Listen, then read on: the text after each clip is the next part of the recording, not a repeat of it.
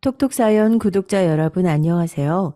저도 구독자로 매일 올라오는 사연만 재미있게 듣고 있다가 문득 얼마 전에 있었던 어이없는 일이 떠올라 이렇게 사연을 보내게 됐습니다.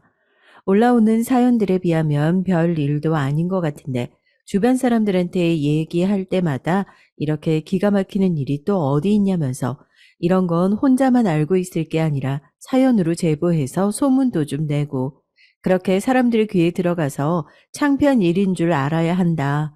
주변 지인들이 저보다 더 성화를 부려서 용기 내서 사연을 제보하게 됐어요. 제가 제보할 사연은 많은 굴곡을 넘어 결국 파토나게 된 저의 결혼에 관한 얘기입니다. 사연을 쓰면서 그동안 있었던 일들을 정리하는데 왜 이런 불구덩이를 빨리 알아차리지 못했을까 답답하기도 하네요. 이 부분에 대해서는 제가 100번, 1000번이라도 욕을 먹어도 싼 부분인 것 같아서 어느 정도 욕먹을 각오 단단히 하고 제 얘기를 시작해 보려고 합니다. 결혼으로 한껏 들떠 있었던 게 엊그제 같은데 시작부터 말씀드렸던 것처럼 제 결혼 시원하게 파토났습니다. 그런데 그동안 있었던 일들을 시작하면 사람들이 듣고 그래요. 너는 제사할 때 무릎이 닳도록 절을 하라고요.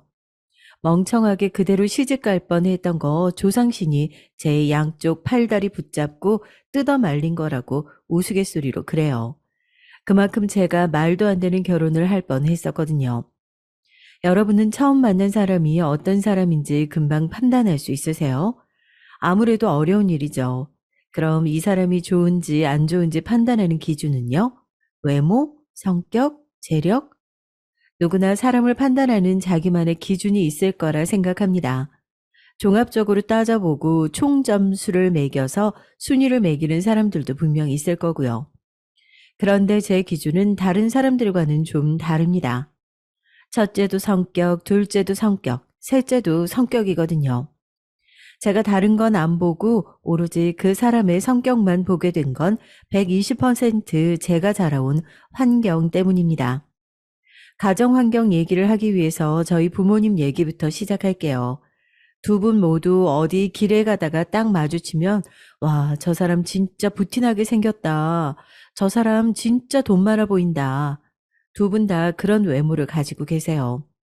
실제로도 피부과며 미용실이며 보여지는 곳엔 많은 비용을 투자하시기도 해서 그런 것도 있겠지만 두 분 다 걱정이라고는 하나 없이 여유로운 생활을 즐기시면서 그런 분위기가 풍기지 않을까 저는 추측을 합니다. 저도 마냥 어린 나이는 아니라서 제가 사회생활을 하고 나이를 먹어보니까 그래요. 사람이 살아온 인생이 어느 정도 나이를 먹으면 얼굴에서 딱 태가 난다고 그러잖아요. 아무리 성형외과에 가서 주사를 맞고 비싼 관리를 받고 해도 마음이 어지럽고 힘든 사람은 얼굴에 지울 수가 없는 깊은 주름이 가 있고 반대로 걱정 없이 살고 있는 사람은 밝은 피부, 표정에서 티가 나는 것 같더라고요. 얘기를 하다 보니까 이것도 제 편견일 수 있다는 생각이 들지만요. 저희 부모님 얘기를 꺼내다 보니까 이야기가 또 다른 데로 잠깐 샜네요. 여튼 걱정이라고는 나이 먹고 시집 안 가는 막내딸밖에 없는 부모님은 그렇게 누가 봐도 근심 없는 모습, 여유로운 생활을 하며 노후를 보내고 계시는 분들이에요. 그런데 두 분이 그런 여유를 얻기 위해서 제가 태어나기 전부터 뼈를 깎는 노력을 하셨다고 합니다. 자수성가라고 하잖아요. 저희 할아버지 할머니도 누구 하나 자식한테 땅 한마직이라도 물려줄 수 있을 정도로 잘 사시는 분들이 안 계셨어요. 오히려 뒷바라지를 받아야 할 대상이셨죠. 그런 개천 같은 집안에서 아버지는 그야말로 용 같은 존재였습니다. 저희 아버지는 아주 어렸을 때 남의 집 머슴으로 팔려갔었대요. 보통 사람들은 그런 상황에서 내가 가족들을 살아생전에 다시는 못 만날 수도 있겠구나 이런 생각을 하잖아요. 저희 아버지는 내가 피똥쌀 정도로 일해서 우리 가족들 다른 건 몰라도 한 지붕 밑에 다 같이 살 수는 있게 해야겠다. 그런 생각으로 일을 하셨대요. 나무도 해오고 물도 떠다 나르고 그 집에서 시키는 일이라면 뭐가 됐든지 싫다는 소리 한 번을 안 하고 내내 하면서 아주 작은 심부름이라도 최선을 다했다고 합니다. 그 모습을 좋게 본 주인집에서 저희 아버지는 여기 있을 인재가 아니다. 될성 부른 놈이다 칭찬을 하면서 야간 학교도 보내주고 기술도 배우라고 직장도 잡아주고 했다네요. 그래서 아버지가 어떻게 됐냐고요? 그 주인집에서 눈썰미가 아주 좋았던 모양입니다. 직장에 들어가서도 성실하고 정직하게 밑바닥부터 시작했고 승진을 하고 모아둔 돈과 기술로 자기 사업체를 차리고 업종은 밝히기 좀 그렇지만 지금은 연 매출 1,000억대가 나오는 공장을 가지고 있는 엄연한 사장님이 되셨어요. 단시간에 큰 성장을 한 중소기업으로도 유명하지만 그렇게 번 돈을 자식 주머니로는 안 넣어주셔도 사회에 환원하고 공부를 하고 싶어도 돈이 없어 공부를 할 수 없는 환경에 있는 아이들을 위해 장학금을 나눠주고 저기 개발도상국에 학교를 짓는데 투자를 하는 인품까지 훌륭하신 분으로 정평이 나 있습니다. 아버지가 그렇게 연 매출 1,000억대의 공장장이 된 데는 물론 신사임당 저리가라인 저희 어머니의 뒷바라지가 가장 큰 몫을 했다고 그건 저도 자부할 수 있어요. 저희 외갓집은 친가 쪽에 비해서 굉장히 여유로운 편이었어요. 흔히 금수저라고 하잖아요.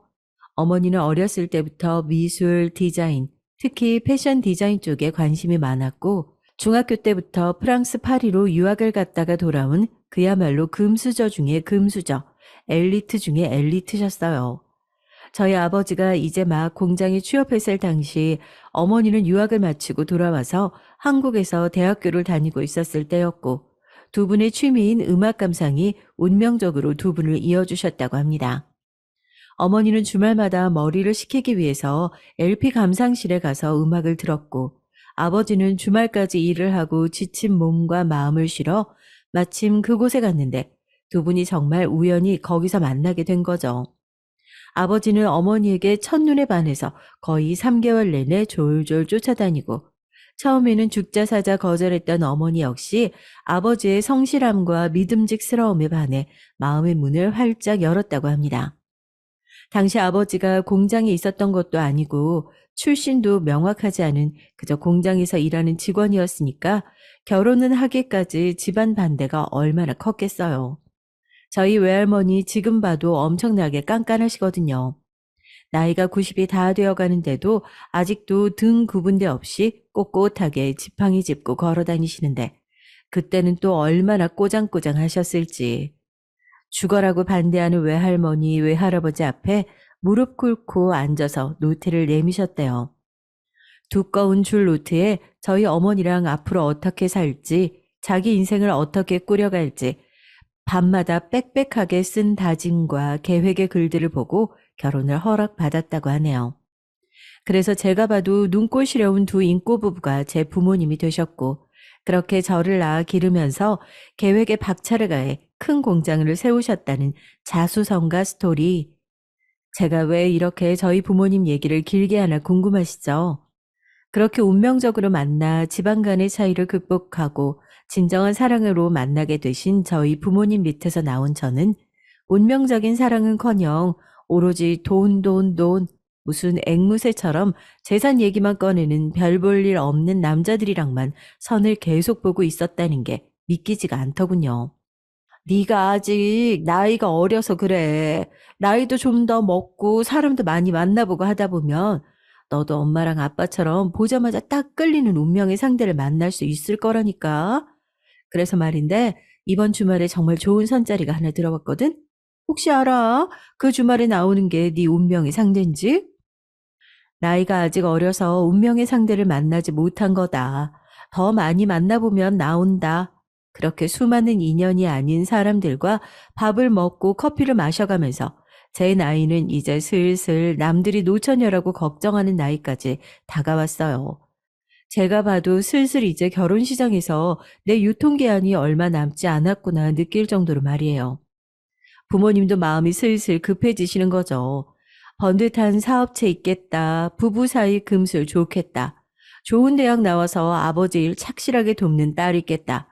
이제 건실한 사위만 들어오면 완벽한 가족이 완성되는데 딸이라고 하나 있는 건 선자리에 나갈 때마다 학을 떼면서 돌아오니까 저거 저러다 결혼 못하는 거 아니냐. 부모님도 머리를 맞대고 고민하기 시작했다고 하더라고요.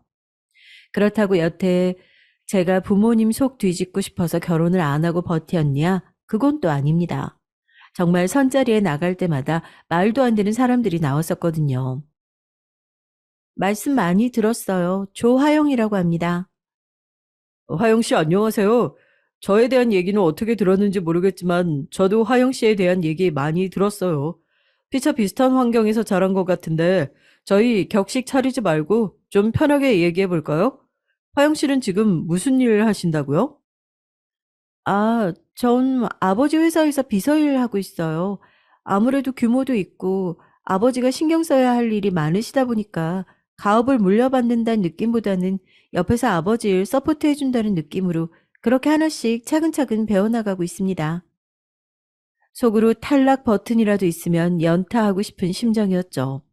맞선 상대는 의자에 앉은 지 10초도 되지 않은 것 같은데 앉자마자 은근슬쩍 저희 직업을 떠보더라고요.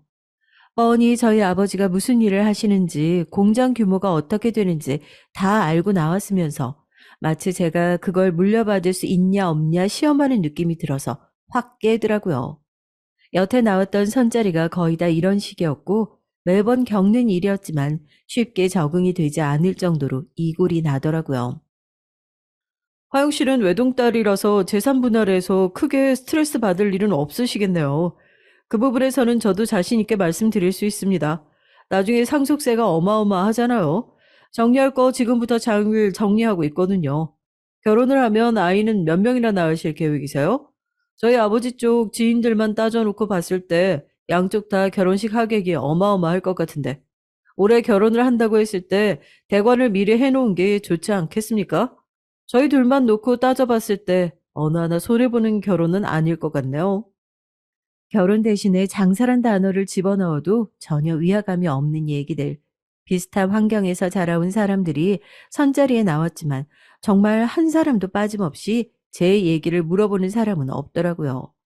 오로지 관심은 제가 물려받을 아버지의 재산, 결혼을 하고 나면 주어질 가족의 지원뿐이었죠. 거기다 제 손주 결혼하는 것까지 보고 눈을 감을 거라면서 죽어라 열심히 운동하시는 건강 욕심 많은 저희 아버지가 두 눈 시퍼렇게 뜨고 살아계시는데 제 앞에 앉아서 뻔뻔하게 유산은 어떻게 되냐, 상속분은 얼마나 되냐 이런 얘기들을 하는 남자들을 보면서 제가 결혼을 하고 싶었겠어요. 그 와중에 부모님 얼굴에 먹칠하지 않으려고 별의별 핑계를 대면서 그 자리에서 도망쳐 나오기 일쑤였죠. 이제 너도 나이가 적지 않아. 청춘 좋지. 근데 즐길 만큼 즐겼잖니. 부모님을 보고 넌 느끼는 것도 없냐? 아무리 혼자서 재밌게 살고 인생을 행복하게 즐기면서 산다고 하더라도 가정에서 오는 안정감은 그 어디에서도 찾을 수 없는 귀한 것들이야. 내가 다른 건 몰라도 너한테 그거 하나는 확실하게 일러주면서 키운 것 같은데.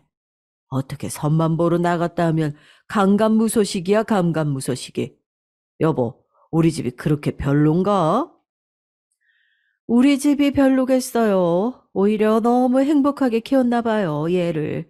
쓸데없이 눈만 높아져서 이러다가 비혼주의자니 뭐니 하면서 결혼 안 하겠다고 들어놓을까 봐 걱정이에요.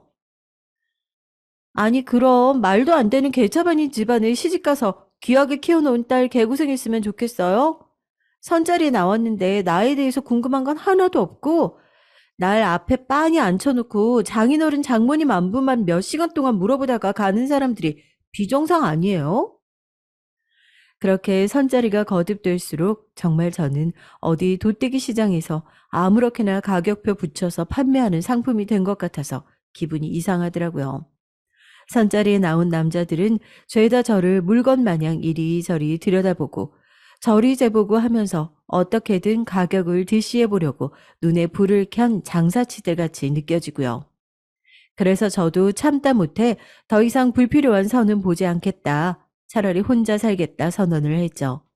당연히 저희 부모님 뒷목 잡고 쓰러지시기 일보 직전이었고요. 네가 언제 살면서 부모님 마음에다 대못 한 번 제대로 받겠구나 예상은 했다만 그게 결혼일 줄 누가 알았겠어? 어? 사위감 데려오기 전까진 너한테 한 푼도 못 주니까 그런 줄 알아. 당장 나가. 저라고 결혼을 안 하고 싶었겠어요. 이제 남아있는 주변 친구들도 몇 안 남았어요. 축의금으로 나간 돈만 대체 얼만지. 그런데 아무리 그래도 저랑 같이 살 사람인데 최소한 저희 부모님만큼은 서로 사랑하는 사람이어야 저도 아, 그래. 내가 이 사람이라면 평생 의지하며 같이 살 수 있겠다. 이런 결심을 할 거 아니에요.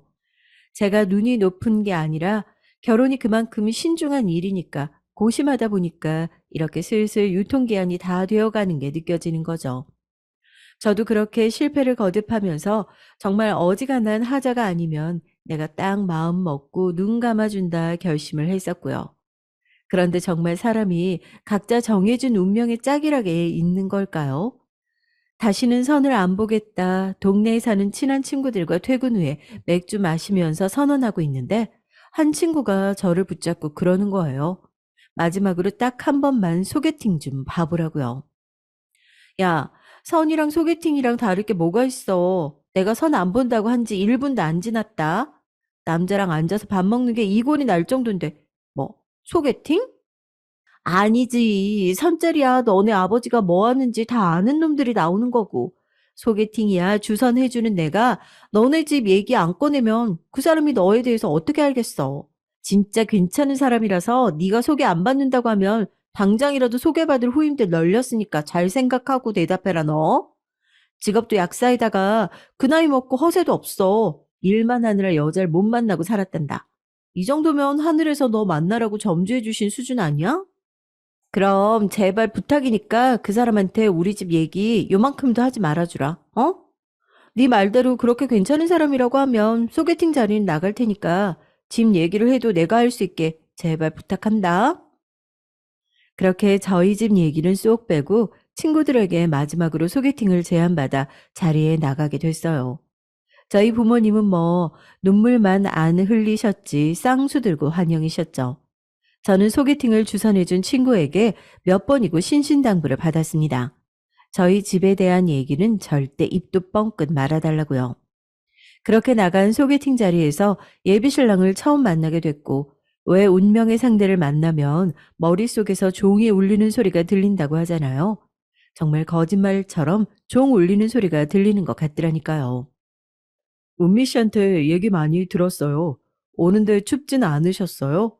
혹시 몰라서 핫팩을 챙겨오긴 했는데 아직 밖에 날씨가 많이 춥더라고요. 이거 쥐고 계세요. 그런 소개팅 자리는 생전 처음이었어요.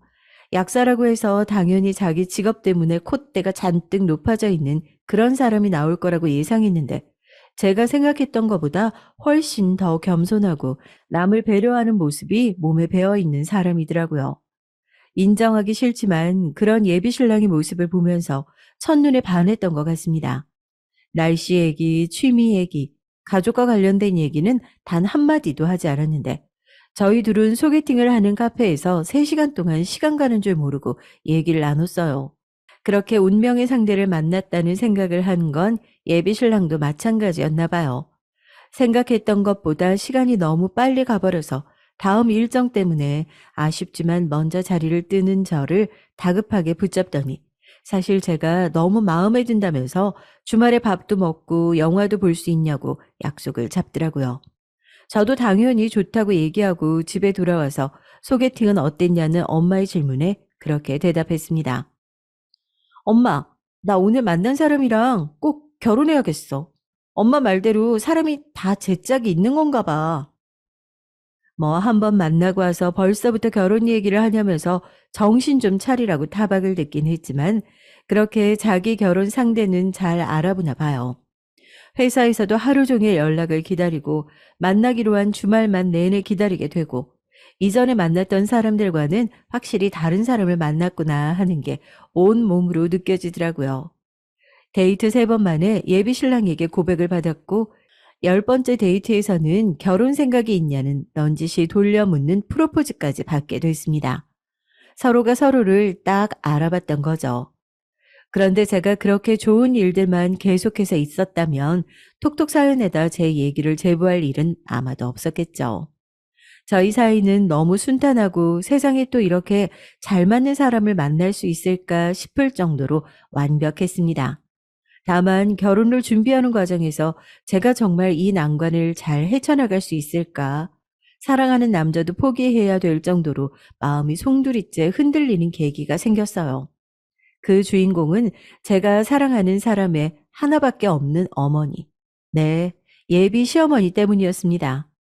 결혼 얘기가 한참 나오고 있을 때 남편이 저에게 예비 시어머니에 대한 힌트를 넌지시 줬던 적이 있었어요. 당신 어머님은 어떤 분이셔? 분명 당신 닮으면 인자하고 자상하시고 그러실 것 같긴 하다. 그냥 궁금해서. 우리 엄마? 아니야, 엄청 까다로워. 까다롭다기보단 뭐라고 해야지? 매사에 신중하신 편이라서 남들이 봤을 땐 왜 저렇게 까탈스럽게구나 이런 소리도 자주 들으시곤 해. 정말? 사실 우리 곧 인사 가야 하잖아. 혹시나 하는 마음에 어머니 얘기 좀 미리 해두고 싶어서. 우리 어머니가 속마음은 안 그러신데 말을 조금 거칠게 하는 편이야. 그래서 살면서 오해도 많이 겪고 했는데 내가 겪어온 우리 어머니는 절대 그런 분이 아니시거든. 나도 외동아들이다 보니까 어머니가 나 약대 입시 준비하는데 나보다 더 고생을 많이 하셨어. 그래서 남들이 왜 저러나 싶을 정도로 자랑스러워 하시기도 하고. 나도 남들 앞에서 그런 모습이 창피할 때도 있었는데 아무래도 가족이잖아. 이해해주면 좋겠다 싶어서. 한 번도 만나면서 가족에 대한 얘기를 서로 한 적이 없었는데 굉장히 조심스럽게 어머니에 대한 얘기를 꺼내는데 예비 신랑의 모습에 조금 당황하긴 했어요. 대체 어느 정도로 말을 세게 하길래 저렇게 미리서부터 겁을 먹고 나한테 이런 얘기까지 꺼내나 싶어서 괜히 저까지 덩달아 긴장하게 되더라고요. 그런데 예비 시댁에 인사를 간 첫날에 왜 예비 신랑이 그렇게 밑밥 아닌 밑밥을 깔아두었는지 확실하게 알게 됐습니다. 사연을 쓰면서 얘기하지만 제가 만나본 사람 중에서 가장 교양 없는 사람이었습니다. 그렇게 한마디로 정의할 수 있겠네요. 어머님 안녕하세요. 처음 뵙겠습니다. 조아영이라고 합니다. 시댁이 될 곳이잖아요. 차를 타고 가는 내내 식은땀이 삐질삐질 나서 예비신랑 약국에서 가져온 우황청심원까지 먹어가면서 그렇게 마음을 달랬다니까요. 어려운 자리니까 무조건 웃어야겠다. 웃는 얼굴에 침 못 뱉는다고 이걸로라도 점수 따고 들어가야겠다 해서 어머님을 보자마자 활짝 웃으면서 인사를 했어요. 그런데 예비 시어머니 표정은 얼음장과 같더라고요. 그리고 이어지는 첫 인사는 더더욱 충격적이었습니다. 예, 넌 어머니가 안 계시니? 우리가 언제 봤다고 어머님, 어머님 소리가 그렇게 쉽게 나와? 내가 아직 결혼을 허락한 것도 아닌데 누구 맘대로 어머니래? 옆에서 듣고 있던 예비 신랑도 식겁해서 저한테 난처하다는 표정을 지어 보이고 어머님을 붙잡고 막 집 안으로 끌고 들어가더라고요.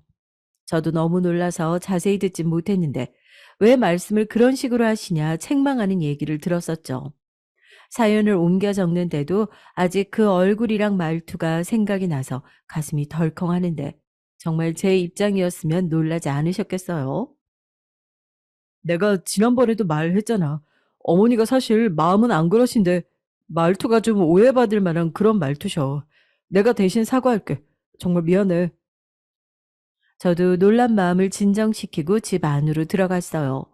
아버님이 집에 안 계신 줄 알았는데 거실에서 TV를 보신다고 나와보지도 않으신 거더라고요. 그때부터 느낌이 좀 이상하긴 했죠. 제가 결혼 허락을 받으러 집에 온 건데 뭔가 내가 마음에 안 드시는 구석이 있나? 왜 가족들이 나를 이렇게 홀대하는 느낌이 들지 싶었는데 거기서 인사 온 예비 며느리 입장인 제가 가족들 붙잡고 막 따져 물을 수도 없잖아요. 지금 저 무시하냐고, 왜 말씀을 그렇게 하시냐고, 속으로는 100번이고 1000번이고 더 물었죠. 그래도 엄마가 너 온다고 아침부터 열심히 준비하신 것 같은데 배고프지? 우리 우선 밥부터 먹고 천천히 얘기하자.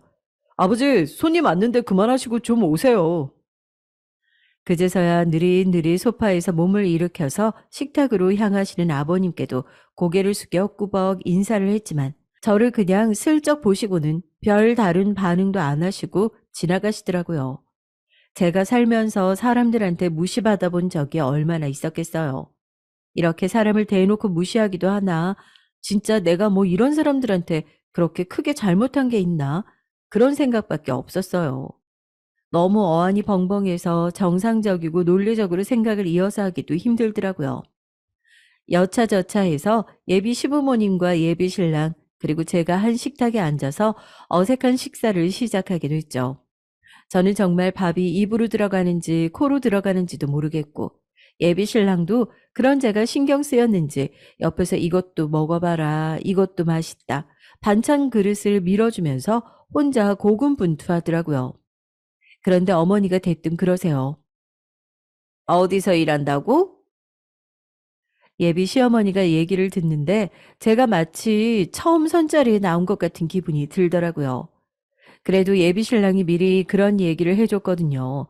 처음 인사 간 자리에서 서로 어색해서 할 얘기가 없을 테니까 당신 얘기를 부모님께 많이 하진 않았다고. 직접 소개도 하고 궁금한 것도 물어보고 하면서 가까워지는 거니까 불편해도 부모님이랑 얘기 많이 해보라고요. 아, 저 주식회사 땡땡에서 사장님 수행비서로 일을 하고 있어요. 제가 수행비서라는 얘기를 꺼내자마자 예비 시부모의 인상이 확 구겨지는 게 느껴지더라고요. 사장님이 아니라 아버지다. 아버지 회사에서 차근차근 일 배우고 서포트를 하기 위해서 수행비서 일을 하고 있다 설명을 덧붙이려다가 그 얼굴을 보니까 차마 말을 못 꺼내겠는 거예요. 지금도 이렇게 곱지 않은 시선으로 보고 계시는데 괜히 아버지 얘기를 꺼냈다가 철없고 공주처럼 자란 외동딸처럼 보이진 않을까 걱정도 됐고요. 이어지는 두 분의 대답을 듣고 나니까 아, 내가 정말 우리 집안을 밝히지 않은 게 잘한 일이구나 이런 생각이 들더라고요. 수행비서? 비서면 내가 아는 그 비서 맞는 거지? 남 시중 들고 월급 받는.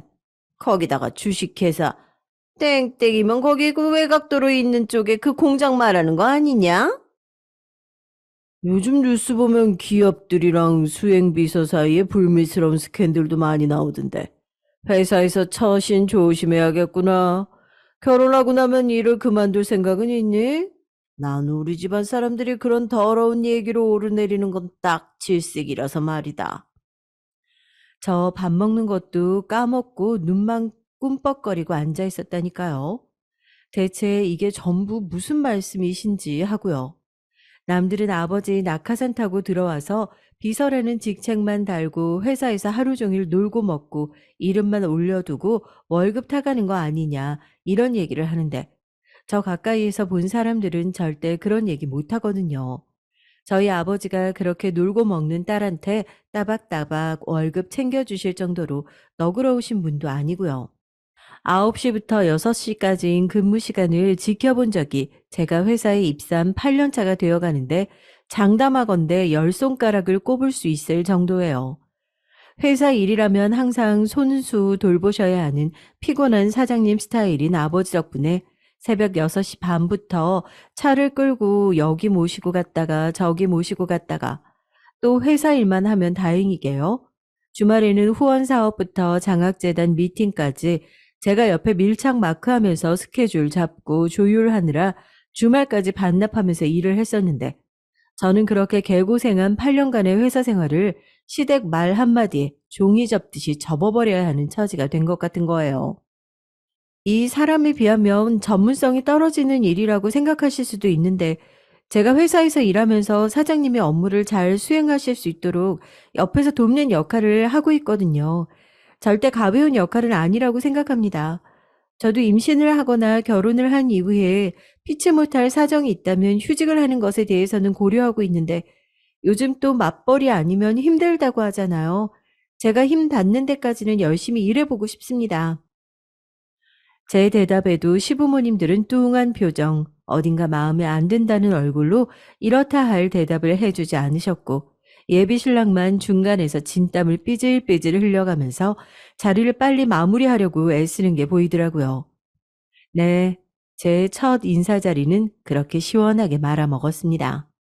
집으로 돌아오는 내내 아무리 생각해도 제가 왜 그렇게 무시를 당해야 했는지 이해가 되지 않아 저 역시 불편한 마음으로 한마디도 하지 않았어요. 예비 신랑이 기어 들어가는 목소리로 먼저 말을 꺼내더라고요. 내가 인사 가기 전에 그런 얘기 한 적이 있었잖아. 우리 엄마가 내 뒷바라지를 하도 열심히 해주다 보니까 약사라는 내 커리어가 엄마 명함이 됐다고. 내가 말 못한 게 있는데 우리 엄마가 의사 집안으로 시집 오면서 할머니한테 시집살이를 그렇게 혹독하게 당했대. 자랑할 만한 일이 절대 아닌 거 아는데도 이런 얘기하는 이유가 그래서 엄마가 학벌이나 남한테 보여지는 것들에 더 집착하고 신경을 많이 쓰이는 것 같아. 창피한 일인 거 알고 있는데 절대 네가 모자라거나 못나서 무시한 게 아니라 우리 가족들이 그렇게 자격지심으로 똘똘 뭉쳐있다. 정말 미안하다고 꼭 말해주고 싶어서. 마음 많이 상했을 텐데 오늘은 들어가서 푹 쉬어. 인사한다고 준비하느라고 고생했어.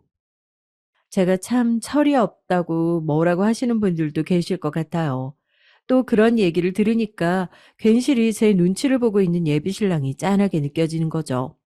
뭐 옛날 분들 시집살이 혹독하게 당했다는 얘기는 여기저기서 많이 들어봤던 거고, 그런 시댁에서 살았으면 정말 본인이 쌓아놓은 커리어라고는 아들이 전부인데 그 커리어를 이제 막 며느리라고 들어온 사람이 빼앗아 가는 것 같고, 그럼 다 뺏긴 것 같고 그런 기분이 들 수도 있겠구나. 거기서 예비 시어머니를 이해하려고 했던 거겠죠. 욕은 제가 다 들어먹었는데 생각이 참 짧았던 거예요. 잘 다녀왔냐는 부모님의 물음에 아주 잘 다녀왔다고 걱정하실까봐 괜히 그렇게 얘기를 하고 방에 들어가서 주선자인 친구한테 전화를 했어요. 내가 오늘 인사를 다녀왔는데 이런 일이 있었다. 지금 이쪽 집에서 나를 무시하는 게 아니냐. 내가 이대로 잠자코 있는 게 맞냐고요. 야, 내가 다리 놓은 건데 네 얘기 듣고 나니까 내가 괜히 얼굴이 다 화끈거린다. 근데 네 말대로라면 집안에 대한 얘기는 당분간 항구하는 게 맞지 않겠어? 네가 계속 그랬잖아. 집안 보는 사람이랑은 절대 결혼 안 할 거라고. 너 지금 그렇게 결혼 준비하는 이유도 이 사람은 그런 사람이 아니라서 그런 거라며. 근데 너네 집안 얘기했다가 태도가 싹 돌변하면 그것도 그거 나름대로 속물 인증하는 거 아니야? 친구 얘기도 일리가 있더라고요. 저는 무시당하는 게 열받아서 사실 우리 집안도 그렇게 꼴리는 집안은 아니다. 냅다 말할 생각부터 하고 있었는데 그렇게 얘기하고 나서 이 집안의 태도가 싹 바뀌면 그건 그거 나름대로 너무 실망스러울 것 같은 거예요. 친구 말대로 아직 결혼식 날짜를 잡은 것도 아닌데 조금은 천천히 말하는 게 좋겠다 싶어서 저도 알겠다고 하고 전화를 끊었죠. 그런데 정말 이 결혼을 계속해야 하는 게 맞나 하는 생각이 들 정도로 저를 흔드는 일들은 인사로 끝나지 않았습니다. 다음에 일어난 일들은 더욱 충격의 연속이었죠. 어느 날 주말에 예비 신랑한테 연락이 오더라고요. 예비 시부모님께서 골프 라운딩을 가려고 하는데 저도 같이 갔으면 좋겠다고 먼저 얘기를 꺼내셨다고요. 첫 인사가 그렇게 좋게 끝난 게 아니어서 시부모님께서도 나름대로 마음을 많이 써주시고 계셨나 보다 생각이 드니까 뭔가 마음도 한풀 꺾이고 여유가 생기더라고요. 저는 무조건 좋다고 알겠다고 하고 골프장으로 갔죠. 그런데 뭔가 이상하더라고요. 게임을 시작할 시간이 다가오는데 전동 카트만 덩그러니 있고 저희 게임을 진행해 주실 캐디님은 어딜 봐도 안 계시는 게 아니겠어요? 캐디님 따로 안 붙였어요? 우리 한 번도 노캐디로 진행한 적이 없었잖아. 아니나 다를까 예비 신랑도 의아하게 생각해서 몸을 풀고 계시는 어머님에게 먼저 물어봤죠. 그런데 어머님이 대체 그게 무슨 소리냐며 정말 하나도 모른다는 얼굴로 골프채로 저를 툭 가리키면서 그러시는 겁니다. 노캐디는 왜 노캐디야? 저기 캐디 있잖아. 예, 너 비서 일하면서 이런 거 하나도 안 해봤니? 당연히 사장님 골프 시중은 네가 들었을 거 아니야. 어차피 얘가 하는 일이 이런 일이잖아. 얘 뭐하니? 카트 네가 끌어라. 당신도 얼른 카트에 골프백이랑 실어. 전 전동 카트 앞에 서서 그냥 아무 말도 안 하고 멍하니 서 있었어요. 누가 골프채로 제 머리를 크게 친 것 같은 기분이 들어가지고요. 대체 어머님은 비서를 뭐라고 생각하시는 거지? 내가 본인 종이라도 된다고 생각하시는 걸까? 여기서 내가 골프채를 집어던지고 그냥 나가버릴까? 머릿속에 별의별 생각이 다 들더라고요. 그 와중에 가장 화가 나는 건 본인이 무슨 말을 어떻게 잘못했는지도 모르고 말리는 예비 신랑과 예비 시아버지에게 내가 뭐 못할 말이라도 했냐 오히려 다그치는 예비 시어머니의 모습이었습니다. 어머님, 캐디비가 얼마나 한다고요? 저도 캐디님 없이 골프 쳐본 적이 없어서요. 제가 다 낼 테니까 그냥 캐디 쓰시죠. 어머, 얘 말하는 것 봐라. 얘, 너 지금 거울 좀 봐봐. 너 아주 나 잡아먹겠다. 내가 뭐 캐디비 아까워서 그러겠어? 할 수 있는 사람 빤히 놔두고 왜 쓸데없는데 돈을 써?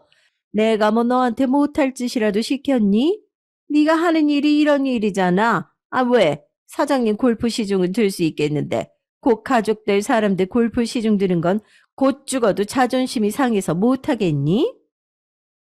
마음을 진정시키고 저는 못하겠다 분명히 말씀을 드렸는데도 어머님은 오히려 비꼬듯이 저를 다그치셨어요. 저는 이런 일 하는 사람 아니다. 대체 날 왜 이렇게 개무시하는 거냐는 말들이 목구멍까지 차오르는데 막상 뱉으려니까 말이 나오지 않고 눈물이 먼저 차오르는 거예요. 어머님은 대체 자기가 무슨 말을 했는지 여기서 재수없게 눈물까지 뚝뚝 흘리냐면서 골프채를 바닥에 툭 집어 던지셨어요.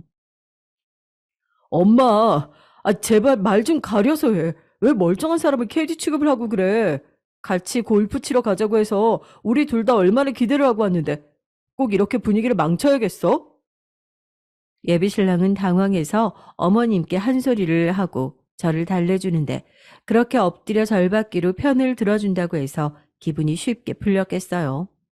별 말씀 안 하고 가만히 계시던 아버님이 골프백을 어머님한테 휙 던지시고 한마디 하시더라고요. 쪽팔리게 진짜. 아휴. 그리고선 KDP를 하라면서 주머니에서 지갑을 꺼내 바로 현금을 챙겨주시고 어머님은 아버님 말씀에 꼼짝도 못하고 얼굴이 새빨개져서 먼저 카트를 끌고 가버리시더라고요. 그렇게 저를 싫어하시면서 아버님 말씀엔 또 꼼짝도 못하는 게 어이가 없는 거 있죠. 저도 거기서 더 이상 씨름하기 싫어서 부랴부랴 캐디를 불러서 붙이고 저도 대충 치는 신용만 하다가 같이 저녁 먹고 가자는 아버님의 만류도 뿌리치고 집으로 돌아왔습니다. 예비 신랑에게서도 계속 연락이 왔죠. 미안하다고. 그날 저녁에 집에 누워서 엄청 고민을 했어요. 예비 신랑만 처음 해보고 이야기하면서 그런 말도 했었거든요. 앞으로 둘 사이에 어떤 역경이 찾아와도 서로만 보면서 그런 것들 다 헤쳐나가 보자고요. 그런데 그런 역경이 세상에서 제일 가깝게 지내야 하는 가족이라고는 상상해 본 적이 없었던 거예요. 어머님을 생각하면 자다가도 부하가 치밀고 내가 정말 이 결혼을 이렇게 계속 진행하는 게 맞나 싶은데 또 예비 시아버지도 적당한 선에서 제 편을 들어주시는 느낌이었고 예비 신랑은 뭐 말할 것도 없고요. 또 본인 어머니 행동이 잘 됐다고 하는 걸 알고 있으니까 이렇게 제깍제깍 창피하기도 하고 사과할 줄도 아는 사람이니까 마음이 쉽사리 떠나지가 않더라고요. 물론 저희 부모님도 제가 쉽게 파혼을 결정하지 못하는 가장 큰 이유 중 하나였죠. 예비 신랑과 평소에 좋아하시던 식당에서 만나 식사를 하고 인사를 했던 그날부터 저희 아버지는 하나밖에 없는 사위가 참 소탈하고 마음에 든다고 벌써 우리 사위 해가면서 좋아하셨거든요. 그날 예비 신랑은 잘 마시지도 못하는 술 시중을 든다고 저희 아빠랑 막걸리를 3병도 넘게 마셔서 다음 날까지 얼굴이 창백해져 가지고 약은 약사님이 드셔야 될 것 같다고 직원들한테 타박을 받으면서 겨우겨우 근무를 했었대요. 저희 엄마는 아빠보다 더 했죠. 나 결혼 안 하고 엄마랑 아빠랑 같이 평생 살면 안 돼? 내가 잘할게. 속도 안 썩이고. 너 이런 말 할 때마다 엄마 가슴이 얼마나 철렁하는 줄 알아? 너 다른 게 불효가 아니다. 엄마 아빠 앞에서 자꾸 결혼 안 하고 혼자 살겠다 으름장 놓는 게 그게 불효야. 엄마 아빠 죽고 나면 그땐 어떻게 할래? 너 의지하면서 같이 살 사람이라고는 남편밖에 없는 거야. 괜한 소리 하지 말고 꼭 잡아. 좋은 사람 같더라.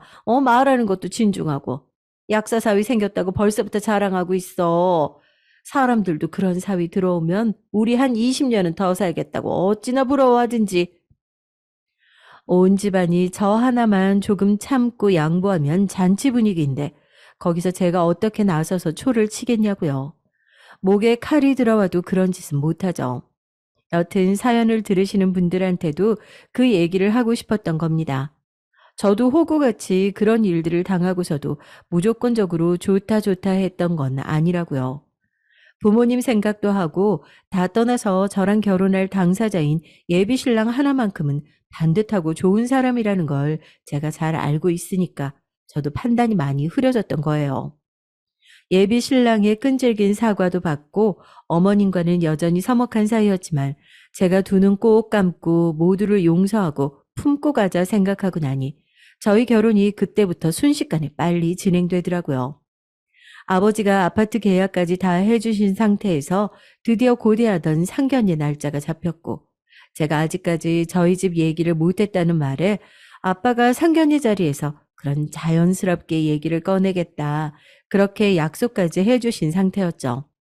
나도 드디어 시집을 가긴 가는구나 그런 생각들을 하면서 상견례 장소로 갈 준비를 하고 있었어요. 아무래도 먼저 출발하는 게 좋겠어. 6시에 맞춰서 예약하고 어머님, 아버님께도 말씀드린 거지? 많이 늦겠어? 양가 부모님 드릴 선물 픽업은 내가 다 했는데 뭐가 또 모자라? 별건 아니고 꽃다발 시간 맞춰서 예약하려고 미리 픽업 안 해놨는데 시간이 아무래도 빠듯할 것 같아서 내가 직접 가서 찾아가지고 식당으로 가려고. 퀵으로 받을 수 있는데 모양이 너무 망가질 것 같아서. 알겠어. 혹시라도 늦지 않게 조심하고 무슨 일 있으면 연락 줘. 상견례 자리에 들고 갈 꽃다발 예약이 살짝 꼬여서 가족들과 예비 신랑에게 먼저 상견례장으로 출발하라고 시간 맞춰 가겠다고 얘기를 전달했습니다. 그래도 제가 서둘러 준비한 덕분에 꽃다발을 찾고 나서도 도착하면 30분 정도 여유가 있을 것 같아서 그때 가족들 도착하시면 에스코트 하면 되겠다 하고 머릿속으로 완벽하게 계획까지 짜놓은 상태였어요. 그런데 제 그런 계획은 처참하게 무너져 버리고 말았습니다. 꽃다발을 픽업하고 나서 상견례 장소로 향하고 있는데 뒤에서 쿵 하는 소리가 들리더니 차가 앞으로 꿀렁하고 흔들리더라고요. 하필이면 그 급박한 시간에 접촉사고가 난 겁니다. 아빠, 나 지금 접촉사고가 나서 아니야, 살짝 부딪혔는데 그래도 보험 처리는 해야 될 것 같아. 시간 맞춰서 아슬아슬하게 도착할 것 같은데 아빠 벌써 도착했어? 아직 아무도 안 오셨지? 상견례 약속 시간까지는 30분이 남은 상태. 발만 동동 구르고 있다가 보험사가 오자마자 빠르게 사고 처리를 하고 나중에 병원 갈 때나 연락드리겠다고 상대방 명함만 받아서 근처에서 바로 택시를 타서 상견례장으로 출발했습니다. 기사님께는 저 절대 늦으면 안 된다. 이거 상견례 자리다. 얼굴은 땀으로 범벅이 돼서 공들여 한 화장도 지워지기 일보 직전인데 택시 요금 따블을 내고 뒷자리에 앉아 기사님을 열심히 독촉한 덕분에 아슬아슬하게 상견례 자리에 도착할 수 있었죠. 시간을 보니 6시 1분, 딱 1분 늦었더라고요.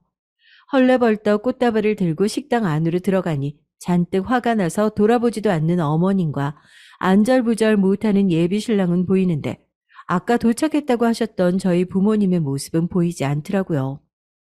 어머니, 너무 죄송해요. 제가 시간 맞춰서 다 준비하고 있었는데 꽃다발 찾아오다가 접촉사고가 나는 바람에요.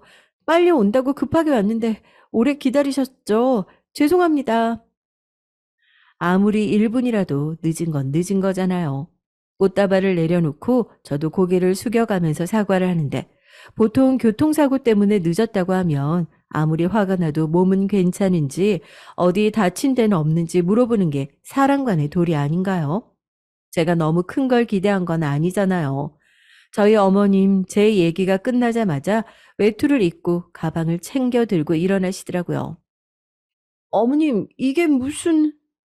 이래서 무식한 애들이랑 인연을 만드는 게 아닌데 넌 대체 어디서 이렇게 못 빼어먹은 애를 결혼하겠다고 데리고 와서 내 속을 뒤집는 거야? 야, 너 공순이라고 했지? 그래서 이렇게 못 배운 티를 온몸으로 내는 거야?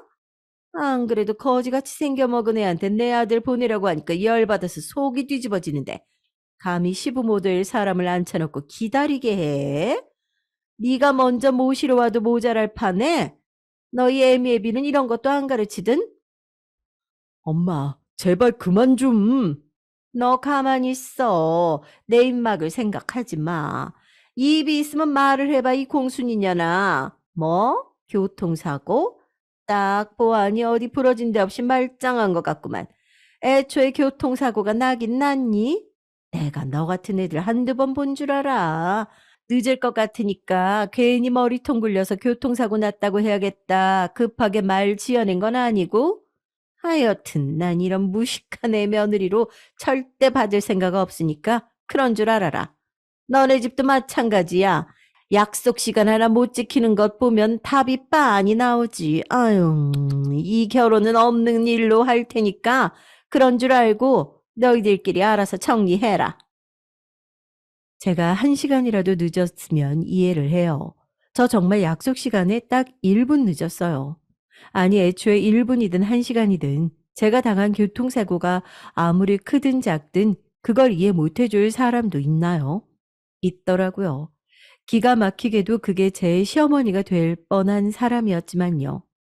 그 순간 저도 저희 부모님 생각밖에 나지 않더라고요. 너무 어이가 없고 황당해서 또 눈물이 차오르려고 하는데 갑자기 큰 소리가 나더니 저희 아버지가 그대로 예비 시어머니의 뺨을 올려붙였습니다.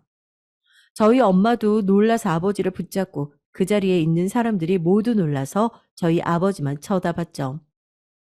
내가 잠시 길을 착각해서 다른 테이블에 앉아 있었는데 설마 이런 교양 없는 인간들이 내 딸 데려갈 사람들이라곤 상상도 못했지.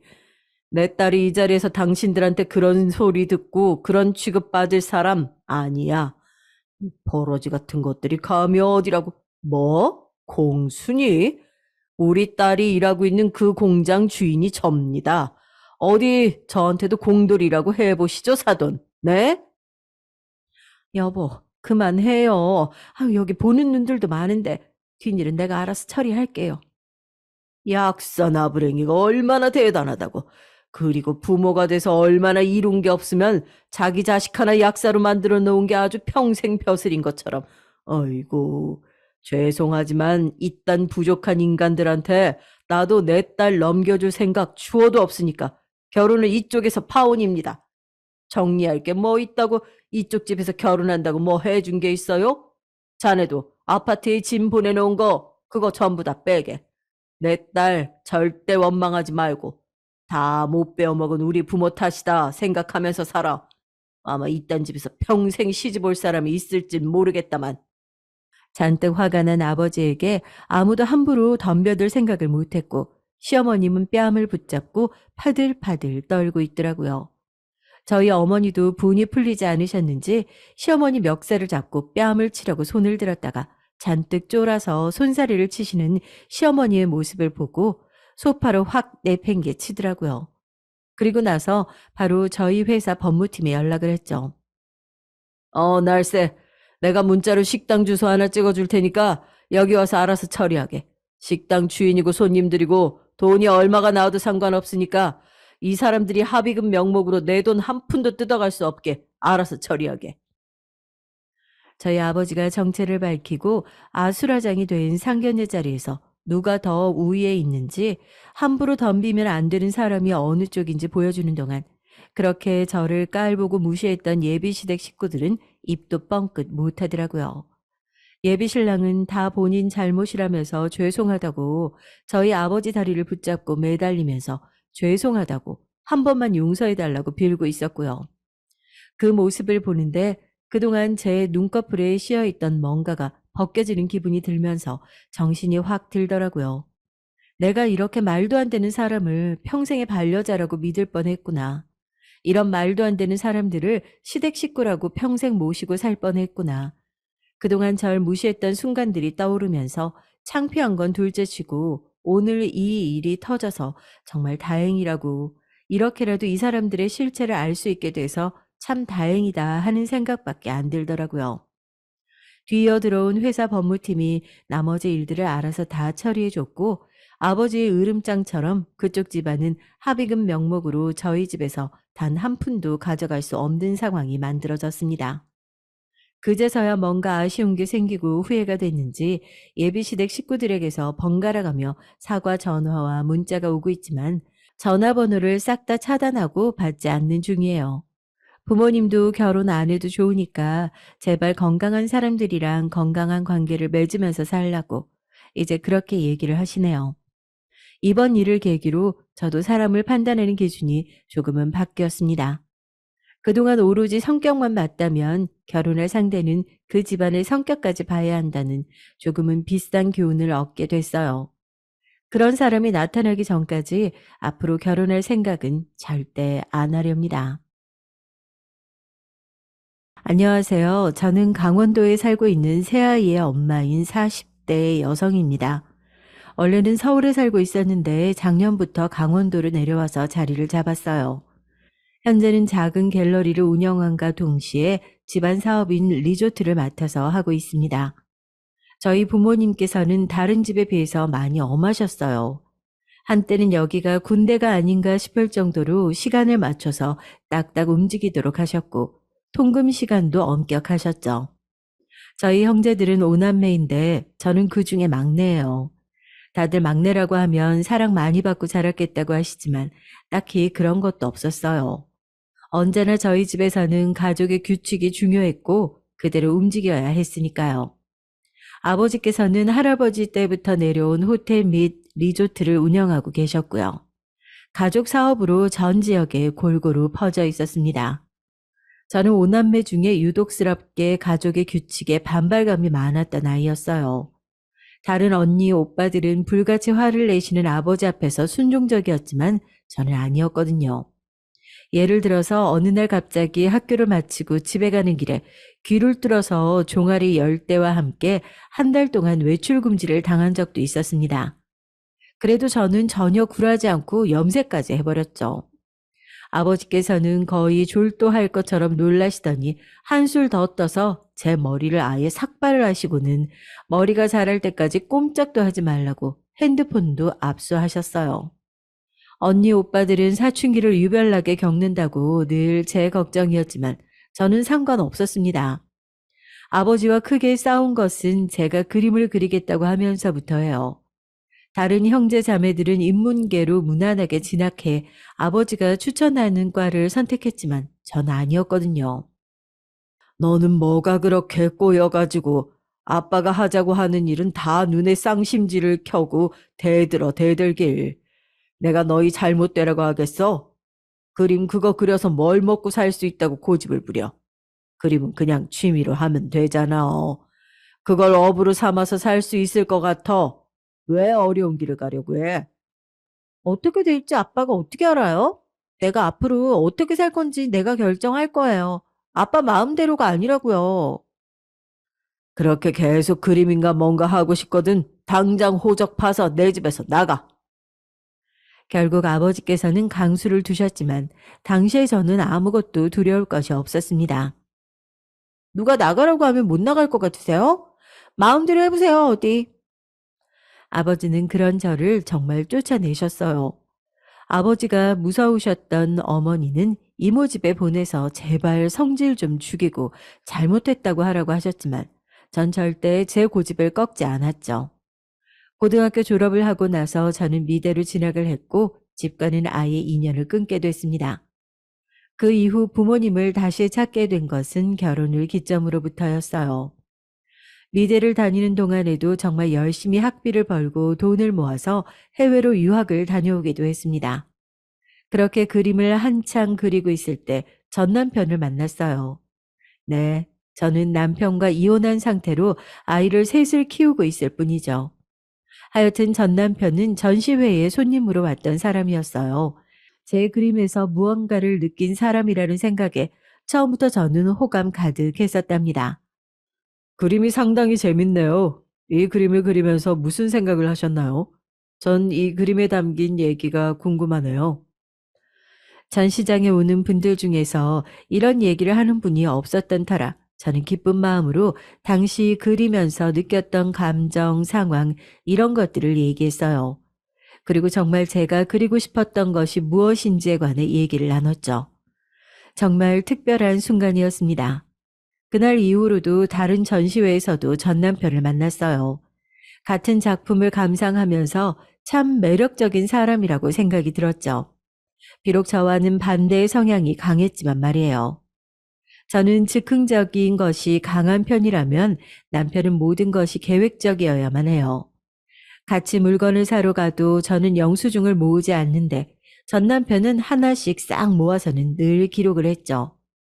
죽었다 깨어나도 저는 할 수 없는 일을 전 남편은 너무나도 자연스럽게 하고 있었습니다. 당시에는 그런 모습마저도 너무 좋았어요. 데이트를 해도 늘 계획을 완벽하게 준비를 했죠. 물론 그대로 이루어지지는 않았어요. 제가 중간에 다른 길로 빠지기도 했거든요. 그랬더니 나중에는 그런 것까지도 다 계산을 해서 움직이더라고요.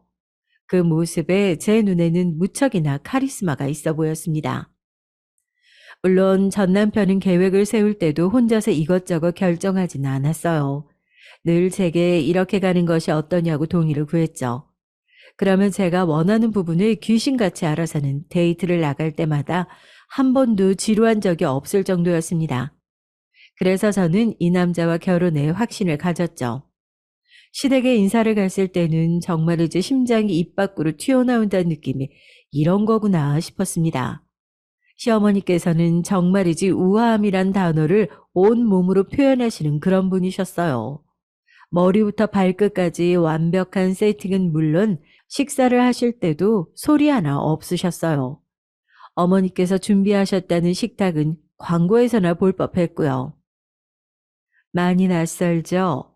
남들을 어떻게 생각할지 몰라도 나는 평소 생활에서 사람의 품격이 나온다고 생각하거든요. 그래서 입에 들어가는 것 하나도 내 몸에 걸치는 것 하나라도 허투루 하고 싶지가 않네요. 이런 내 말 이해할 수 있겠어요? 시어머니의 말씀에 저도 모르게 자세를 바로 세우게 되더라고요. 평소보다 목소리 톤도 낮아지고 말할 때도 목소리를 크게 내는 것도 괜히 눈치가 보였죠.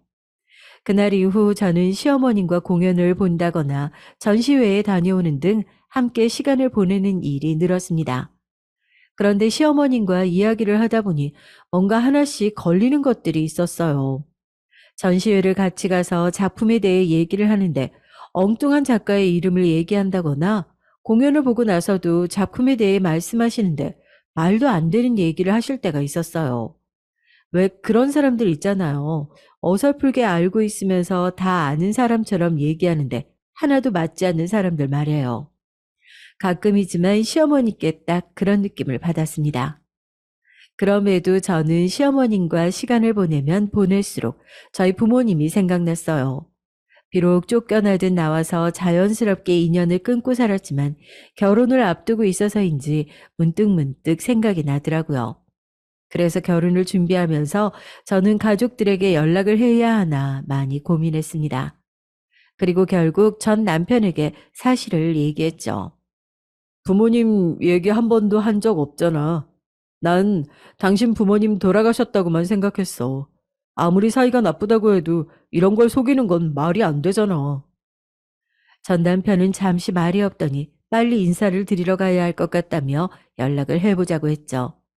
제가 우물쭈물하며 대답을 못하고 있자 전 남편은 제 고집은 분명 아버지에게 물려받을 것이라고 말하면서 하루라도 빨리 연락을 드리라고 했어요. 아버지께 연락을 하기 전까지 제가 얼마나 긴장을 했는지 몰라요. 혹시나 전화를 받지도 않으시면 어떻게 하지? 받고 바로 끊어버리시면. 그런 자식 없다고 하시면 어떻게 하나 오만 가지 생각이 머릿속에 가득했습니다. 하지만 이 모든 걱정들이 무색하게도 아버지께서는 마치 어제 전화를 하고 또 하는 자식들을 대하듯이 너무나도 자연스럽게 제 이름을 불러주셨어요. 나중에 알았지만 아버지께서는 제가 하는 전시회도 몰래 왔다 가실 정도로 저를 지켜보셨더라고요. 차마 나서지는 못하셨지만 말이죠. 저는 결혼할 남자를 인사시키고 싶다고 말씀드렸어요. 당시 아버지는 인천 쪽에서 새로운 건물을 올리는 중이시라 어머니와 함께 서울에 계셨기에 당장 그러자고 하셨죠. 남자친구를 처음 보고 난 뒤 아버지께서는 마음에 들어하는 눈치가 아니셨습니다. 제가 어땠냐고 물어봐도 한 번 봐서 사람을 어떻게 아느냐고 했지만 이상하게 거리감을 두시면서 불편해하는 눈치셨어요. 아직 30도 되지 않았는데 무슨 벌써 결혼이야. 꼭 저 남자랑 해야 돼? 아, 그렇게 하고 싶어? 좋은 사람이고 제가 갖지 못한 것을 갖고 있는 사람이에요. 둘이 함께 있으면 편하고 행복해요. 그리고 결혼하고 싶은 사람이 있는데 왜 미뤄야 돼요? 아버지께서는 이번에도 제 고집을 꺾지 못하시고 결국 결혼을 축하해 주셨죠. 전 남편은 결혼식을 크게 하면서 많은 분들께 축복을 받고 싶다고 했지만 전 반대였어요. 결혼은 우리 두 사람이 서로 함께 하기로 약속하는 자리잖아. 굳이 사람들을 잔뜩 부를 필요가 있어? 잘 알지도 못하는 사람들이 우리를 얼마나 축하한다고. 그래도 좋은 날인데 그 행복한 기분을 많은 사람들과 나누는 것도 나쁘지 않잖아. 전 남편의 말이 이해는 됐지만 저는 끝까지 크게 하고 싶지 않다고 말했죠. 사실 저는 남편에게 부모님이 하시는 일에 관해 일체 말하지 않았어요. 두 분이 얼마나 돈이 많은지 운영하고 계시는 리조트가 몇 개인지 그런 것들이 제게는 중요하지 않았거든요. 그것들은 모두 부모님의 재산이지 저의 것이 아니었으니까요. 하지만 제가 결혼을 한다고 알리기 시작하면 몰려드는 사람들의 수가 어마어마할 것이 불보듯 뻔한데 그 중에서 과연 저희 결혼을 진심으로 축복하려는 사람이 얼마나 되겠나 싶더라고요. 그래서 끝까지 반대를 해서 규모를 축소시켰죠. 처음 제가 원했던 만큼은 아니었지만 말이에요. 전 남편은 그럼에도 미련이 남는 모양인지 마지막까지 저를 위해서였다고 얘기를 하더군요. 결혼을 하고 나서도 전 남편은 딱히 달라진 점이 없었습니다. 숫자에 약한 저를 대신해서 통장 관리를 했고 저는 필요한 만큼 전 남편에게 받아서 사용을 했어요. 물론 아껴 써야 한다고 잔소리를 듣기도 했지만 딱히 불편하진 않았습니다. 워낙 금전 쪽으로는 관심을 두지 않는 편이라서 당시에 전 남편이 책임져 준다면 그만큼 편안한 게 있겠나 싶은 생각뿐이었어요. 그런데 이것도 점점 시간이 지날수록 묘한 기분이 들기 시작했습니다. 특히 아이가 태어나고 나서는 전 남편의 이런 꼼꼼함이 숨막힐 때가 많았어요. 아이들이 사용하는 물건들은 빨리빨리 소모가 되잖아요. 빨래만 하더라도 하루에 몇 번을 돌려야 하고 기저귀나 분유도 아이가 자라는 만큼 소모량도 늘어났고요. 장난감이나 아이들 교육에 필요한 교구들도 마찬가지였습니다. 매일 새로운 것들이 나오는데 그런 것들을 볼 때마다 우리 아이에게 해주고 싶었어요. 아이들을 키워보신 분들은 다 공감하지 않으실까 싶네요. 거기다 제가 첫 아이를 쌍둥이로 가져서 모든 것이 두 개씩 필요했거든요. 그래서 어마무지하게 돈이 들어갔습니다. 그러자 전 남편의 태도가 아예 달라졌어요. 제가 뭐라도 하려고 하면 무조건 안 된다고 하더라고요. 여보, 하루 종일 두 아이를 교대로 안고 있으면 손목이 떨어져 나갈 것 같아서 하나 사겠다는데 너무하잖아. 보호대라고 해서 특별한 것도 아니야. 내가 붕대 감는 방법 링크 보내줄 테니까 그걸로 해봐. 솔직히 너무 서운하고 화가 나서 따지기도 했지만 전 남편이 하나도 아니고 둘을 갑자기 키워야 하는데 갑자기 들어가는 돈을 어떻게 다 감당하겠느냐고 조금씩만 아껴보자는 말에 결국은 화를 가라앉히고 넘어갔답니다. 지금 생각하면 제가 참 미련했던 거죠. 전 남편은 그때부터 제가 하는 것들에 사사건건 간섭을 하면서 잔소리를 시작했어요. 그 끝에는 늘 우리 가족을 위해서다. 우리 아이들을 좀 더 좋은 환경에서 키우고 싶기 때문이다. 부모인 우리가 노력하지 않으면 어떻게 하겠느냐 등의 말로 저를 달랬죠. 그러면 저는 발끈하다가도 불편함을 조금만 참으면 되겠거니 싶어서 알겠다고 말했어요. 제 얘기를 들은 첫째 언니는 어릴 때는 그렇게 아버지 하는 말씀에 바락바락 대들면서 말대꾸를 하더니 전 남편이 하는 말에는 알겠다고 대답하는 제가 낯설다고까지 했죠. 그 뒤로도 우리 부부는 금전적인 문제를 가지고 다투는 일이 생겼습니다. 특히 관리비가 나오는 날이면 식탁에 펼쳐두고 하나하나 다 지적하기 시작했죠. 여보, 온수가 지난달보다 양이 많이 늘었어. 아니, 이번 달은 30일까지 있는데, 그럼 더 적게 나와야 되는 거 아니야? 이게 말이 안 되잖아. 그리고 전기세는 이게 뭐야? 전기세도 올랐네? 도대체 당신 집에서 뭘 했기에 이렇게 오른 거야? 전 남편은 올랐다고 해도 고작 몇백 원 차이인데도 불구하고 이유가 뭐냐고 제게 꼬치꼬치 캐물었어요. 여보, 고작이라고 생각하면 안 되지. 정말 찰나잖아. 뭔가 액션을 취하기 전에 생각을 한 번 더 해보면 되는 일인데 자기는 그게 부족해. 왜 한 번을 매번 놓치는 거야? 정말이지 연애할 때도 이런 남자였나 싶었던 순간이 한두 번이 아니었답니다. 솔직히 같은 평수에 비해서 관리비가 적게 나온 것이라고 적혀 있음에도 남편은 무슨 잔소리를 못해서 죽은 귀신이 붙은 사람처럼 저를 몰아붙였어요. 당연히 저는 그런 전 남편을 이해할 수가 없었습니다. 여러분이라면 어떻게 하실 것 같으세요? 이런 남자가 정상으로 보이십니까? 저는 이 정도 차이 나는 것이 무슨 문제냐고 몇만 원씩 달라는 것도 아닌데 너무 깐깐하게 나오는 것 아니냐고 따졌습니다. 제가 너무 거세게 나갔는지 전 남편은 잠시 물끄러미 저를 보더니 아까와는 전혀 다른 목소리로 제게 말했어요. 적은 금액을 괜찮다고 여기다 보면 점점 그 숫자가 커져서 나중에는 몇천 원, 몇만 원도 괜찮다고 넘어갈 수 있으니까 그러는 거지. 지금부터 습관을 바꿔보자. 뭐 그런 취지에서 하는 말인데 왜 그렇게 화를 내고 그래? 내가 너무 정색하고 말해서 그래? 미안해. 내가 나빴네. 말투를 괜히 그렇게 써서 우리 여보 오해만 하게 만들고. 여보, 그래도 내 마음 그게 아닌 거 알지? 전 남편이 이렇게 나오자 오히려 괜히 짜증을 내고 있던 제가 바보가 된 것 같은 기분이 들었습니다. 정말 별것도 아닌 일에 발끈한 사람이 돼버렸죠. 저만 나쁜 사람이 된 것 같은 기분에 썩 좋지 않았어요. 시댁에서는 한 달에 한 번씩 꼭 식사 모임을 가졌는데요. 항상 사전에 가게를 예약해서 움직였습니다. 오마카세 전문점이나 유명한 파인다이닝 가게들을 종종 찾았죠. 몇 달은 기다렸다가 예약 차례가 되었다고 이야기할 때도 있었어요.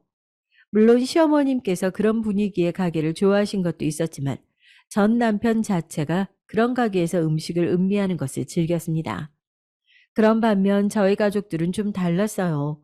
부모님들께서는 따로 가리시는 음식이 있는 것도 아니라서 그날그날 먹고 싶은 것을 외식 메뉴로 정하시곤 했죠. 그래서 저희는 집 근처의 단골집에서 치킨을 먹으러 가기도 하고 중국집에 가서 짜장면 탕수육을 먹기도 했죠. 어린 시절 줄곧 그렇게 했기 때문에 저는 당연하다고 생각했는데 전 남편은 아니었나 보더라고요. 식사를 하러 가서도 깨작깨작거리기만 하고 잘 먹지도 않았어요.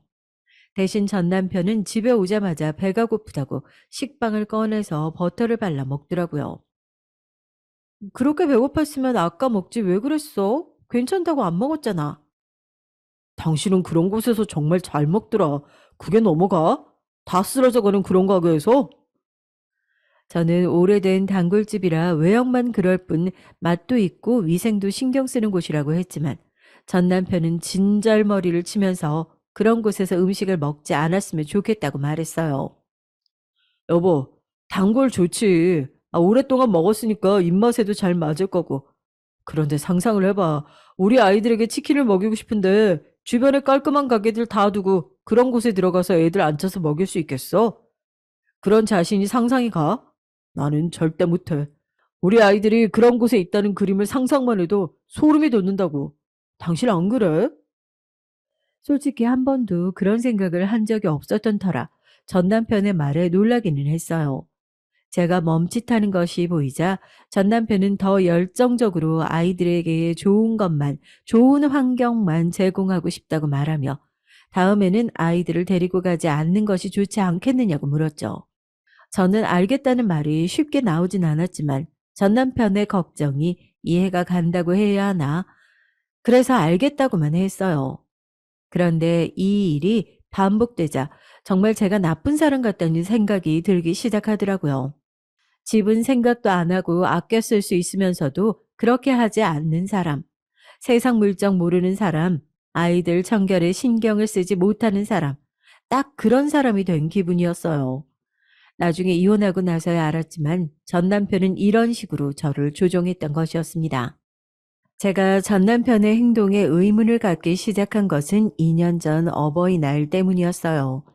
아마 대다수의 집도 비슷하겠지만 어버이날을 기념해서 선물을 하거나 용돈을 드리는 경우가 있잖아요. 저희 부부도 당연히 용돈을 드리기로 했어요. 전 남편은 자신이 알아서 보낼 테니 걱정하지 말라고 하더군요. 저는 늘 그랬듯이 당연히 알아서 했을 텐데 굳이 신경 쓸 일이 뭐가 있을까 했죠. 어버이날이 지난 지 일주일이 됐나요? 전 남편은 제게 자기 대신 차를 정비소에 좀 가져다 줄 수 있느냐고 부탁을 했습니다. 정기 점검이 필요한 시기라고 하면서 말이죠. 저는 어려운 일도 아니었던 터라 흔쾌히 알겠다고 말하고는 차 정비소로 가져갔어요. 차에서 내리려는데 혹시 중요한 것들이 차에 남아있으면 곤란할 것 같아서 내부를 깨끗하게 종이 가방에 담아서 나왔죠. 무슨 노트들도 있었고 영수증도 있었죠. 꼼꼼한 남편이 영수증을 이렇게 그냥 방치할 일은 없는데 싶으면서도 어떤 영수증일까 궁금증이 생겼습니다. 그래서 슬쩍 봤더니 이미 금액에서부터 깜짝 놀라 넘어가겠더라고요. 50만 원에 70만 원에 무슨 금액들의 단위가 10만 원이 넘더라고요. 너무 놀란 저는 영수증의 출처를 확인했습니다.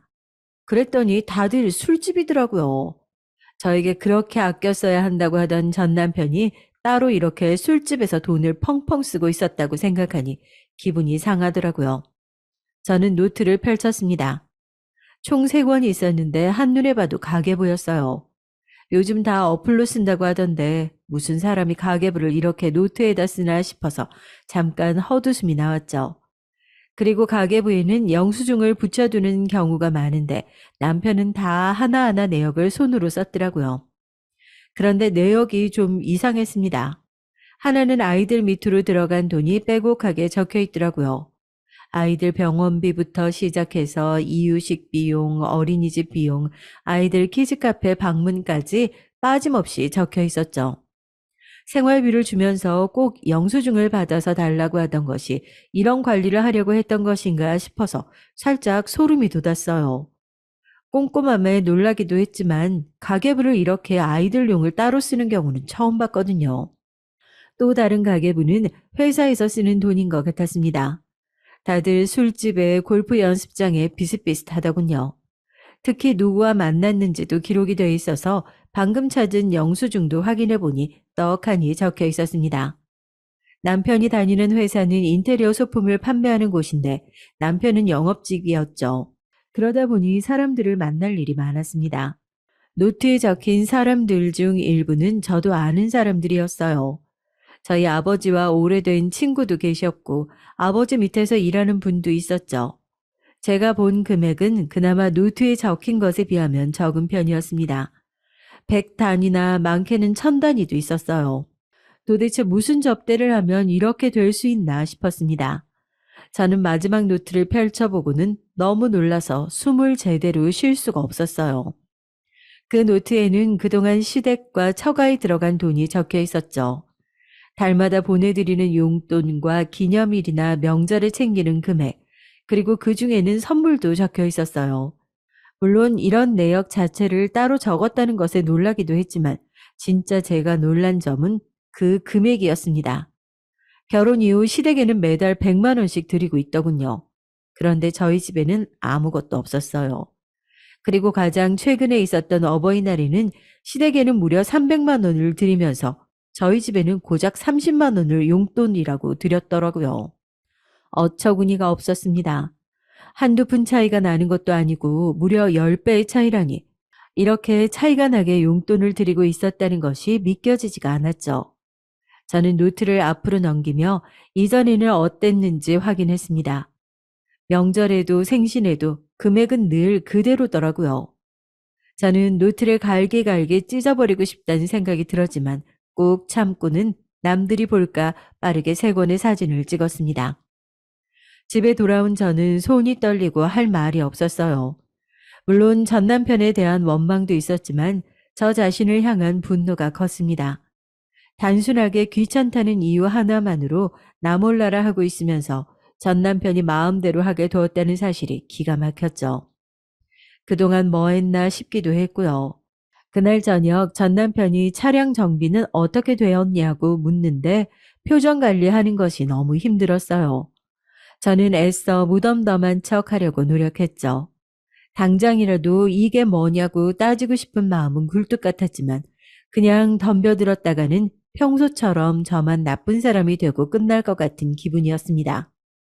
그래서 그 가계부가 의미하는 것이 뭔지 파악하고 나서 얘기를 하려고 했죠. 하지만 세상살이가 그렇듯이 다 마음대로 되는 건 아니잖아요. 저의 다짐과는 상관없이 일이 터져버렸습니다.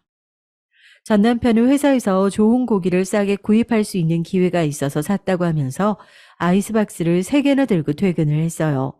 하나는 우리가 먹고 나머지는 시댁과 친정에 드리면 된다고 했죠. 거기 이름 적어뒀으니까 여보가 시간 날 때 좀 가져다 드려. 괜찮지? 저는 고개를 끄덕이다가 뭔가 싸한 기분이 들었습니다. 전 남편은 우리 집 아이스박스 하나를 뜯더니 우리 가족들 먹을 것이라고 하면서 고기를 보여주더군요. 마블링이 환상인 한우였습니다. 부위별로 다양하게 먹을 수 있도록 되어 있었죠. 흔히들 많이 보는 부위부터 특수 부위라고 해서 낯선 부위까지 모두 들어 있었습니다. 여보, 여기 마블링 줘봐. 예술이지 않아? 이런 건 석쇠에다가 구워 먹어도 좋지만 철판 요리로도 정말 맛있을 거야. 진짜 아깝다. 집에서 철판 요리 해 먹기는 좀 힘들겠지? 전 남편은 약간 들뜬 목소리로 신나게 말했어요. 저는 한 귀로 듣고 흘리면서 시댁과 친정에 보내는 저 박스에는 무엇이 들어있을지 궁금해지기 시작했습니다. 저는 얘기를 들으면서 자연스럽게 시댁 표시가 되어 있는 박스를 뜯었어요. 테이프 뜯는 소리에 화들짝 놀란 전 남편은 지금 뭐 하는 짓이냐고 물었습니다. 혹시나 모르니까 확인은 해야지. 당신 말대로 귀한 고기인데 이상이라도 있으면 큰일 나잖아? 내가 다 보고 포장한 거야. 확인한다고 했는데 뭘 자기가 다시 봐. 나 못 믿어? 내가 어른들께 드릴 고기를 허투루 골랐겠어. 아마 평소였다면 믿는다고 말하면서 넘어갔을지도 모르지만 낮에 장부를 본 이상 그런 마음은 조금도 생기지 않았습니다. 빠르게 뜯은 박스에는 방금 열었던 것과 크게 다르지 않았어요. 도대체 뭐가 의심스러워서 열어본 거야. 다 똑같은 고기야. 설마 내가 다르게 준비했겠어? 괜히 확인해서 다시 포장해야 되잖아. 여보, 왜 그래? 낮에 무슨 꿈이라도 꾼 거야? 갑자기 이건 왜 뜯어? 전 남편이 투덜거리면서 아이스박스를 닫는데 집중하는 사이 저는 전 남편 쪽에 있는 친정 박스로 손을 뻗었습니다. 이번에는 전 남편이 빨랐어요. 아까와는 전혀 다른 힘으로 이것까지 왜 열어보려고 하느냐면서 방금 보지 않았느냐고 외쳤죠. 강경한 전 남편의 태도는 제 의심에 불을 붙였습니다. 그러니까 확인해보자고. 뭐가 어려운 일이라고 숨겨? 그냥 열어만 보자는데? 아까 확인했잖아. 다 같은 고기인데 뭐하러 굳이 확인을 해서 일을 만들어? 자꾸 이렇게 나 못 믿으면 곤란해. 어디서 그런 힘이 나왔는지 모르지만 저는 전 남편을 밀쳐내고 아이스박스를 뜯는데 성공했습니다. 박스 뚜껑을 여는 순간 저는 어처구니가 없어서 저도 모르게 욕이 튀어나왔어요. 박스 안에는 대패 삼겹살 몇 봉지가 들어있을 뿐이었죠. 저는 한 봉지를 꺼냈습니다. 바로 단지 아래에 있는 마트의 가격표가 떡하니 붙어 있었죠. 전 남편은 당황한 표정이 역력했습니다. 이게 똑같이 준비한 거니?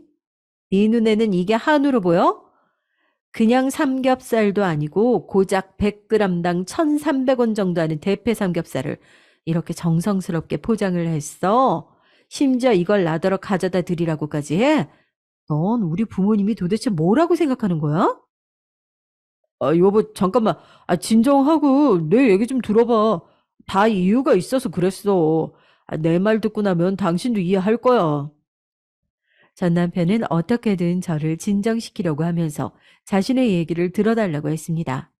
저는 어디 해보라는 듯이 허리에 손을 얹고는 가만히 전 남편을 노려봤죠. 당신도 아는 것처럼 우리 어머니 어디 아무 고기나 드시는 분이야. 한우만 고집하시는데 당연히 선물할 때도 한우를 드려야지. 다른 고기는 비려서 못 드시는 분이라고. 그런데 장인어른이랑 장모님은 아니잖아. 후질근한 가게에서 만든 치킨도 드시는데 굳이 무슨 한우까지 드려. 무슨 맛인지도 모르고 드실 분이. 그리고 두 분 다 대패 좋아하시잖아.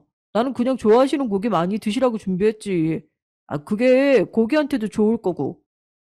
너 방금 뭐라고 했어? 뭐? 고기 맛도 모르고 드셔? 우리 부모님이 한우를 드시면 그건 한우한테 죄 짓는 일이냐? 어떻게 그런 말을 해? 우리 엄마고 아빠야. 당신 장인 장모고 아이들 외할머니 외할아버지라고. 그런 분한테 어떻게 그런 말을 해? 여보, 잘 생각해봐. 아니, 실제로 두 분은 대패 삼겹살을 사다가 주셔도 좋다고 드실 분이야. 딱 그 수준이신 거지. 예를 들어서 우리 아이들이 이제 겨우 한글을 읽고 있는데 갑자기 대학교 전공서적을 주면 되겠어? 안 되겠어? 그런 마음으로 내가 준비한 거야. 여보가 내 마음 몰라주면 나 많이 서운해. 저는 전 남편의 어처구니 없는 비교에 더 화가 났습니다. 입술이 파르르 떨리는 것이 느껴질 정도로 화가 났죠. 이 남자는 지금 자신이 무슨 얘기를 하고 있는 건지 알고는 있을지 의문이었습니다. 제가 잠자마자 전 남편은 자신의 얘기에 동조한다고 생각을 한 건지 제 어깨를 감싸 안고는 조용히 다독이며 말을 했어요. 여보, 우리 솔직해지자고. 우리 어머니하고 장인 장모님하고 누가 봐도 레벨 차이가 나잖아. 외모는 물론이고 평소에 하고 다니시는 것들, 그리고 말씀하시는 것까지 요즘 세상에 돈만 있으면 다 된다고 하지만 난 그래. 돈도 쓸 데가 따로 있는 거고 그 쓸 때도 격조에 맞게 수준에 맞게 써야지. 정말 제대로 썼다고 생각해. 당신 내 말 이해하지? 전 남편의 손이 닿는 곳에 마치 벌레가 기어가는 것 같이 기분이 나쁘고 소름이 돋았습니다. 저는 전 남편의 팔을 뿌리치고는 그대로 그의 뺨을 내리쳤어요. 집안 가득히 철썩하는 소리가 들렸습니다. 전 남편은 믿을 수 없다는 표정을 지으며 입만 벌리고 있었어요. 저는 다른 쪽도 마저 내리치려고 손을 들었습니다. 그러자 전 남편이 제 손목을 붙들고는 무서운 얼굴로 지금 뭐 하는 짓이냐고 소리를 찔렀죠. 격조?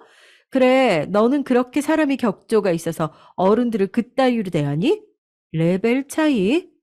네가 우리 부모님에 대해서 뭘 안다고 그런 소리를 나불거리고 있어? 보이는 게 다라고 생각하면 천만의 말씀이야. 너 크게 후회하는 거야. 알아?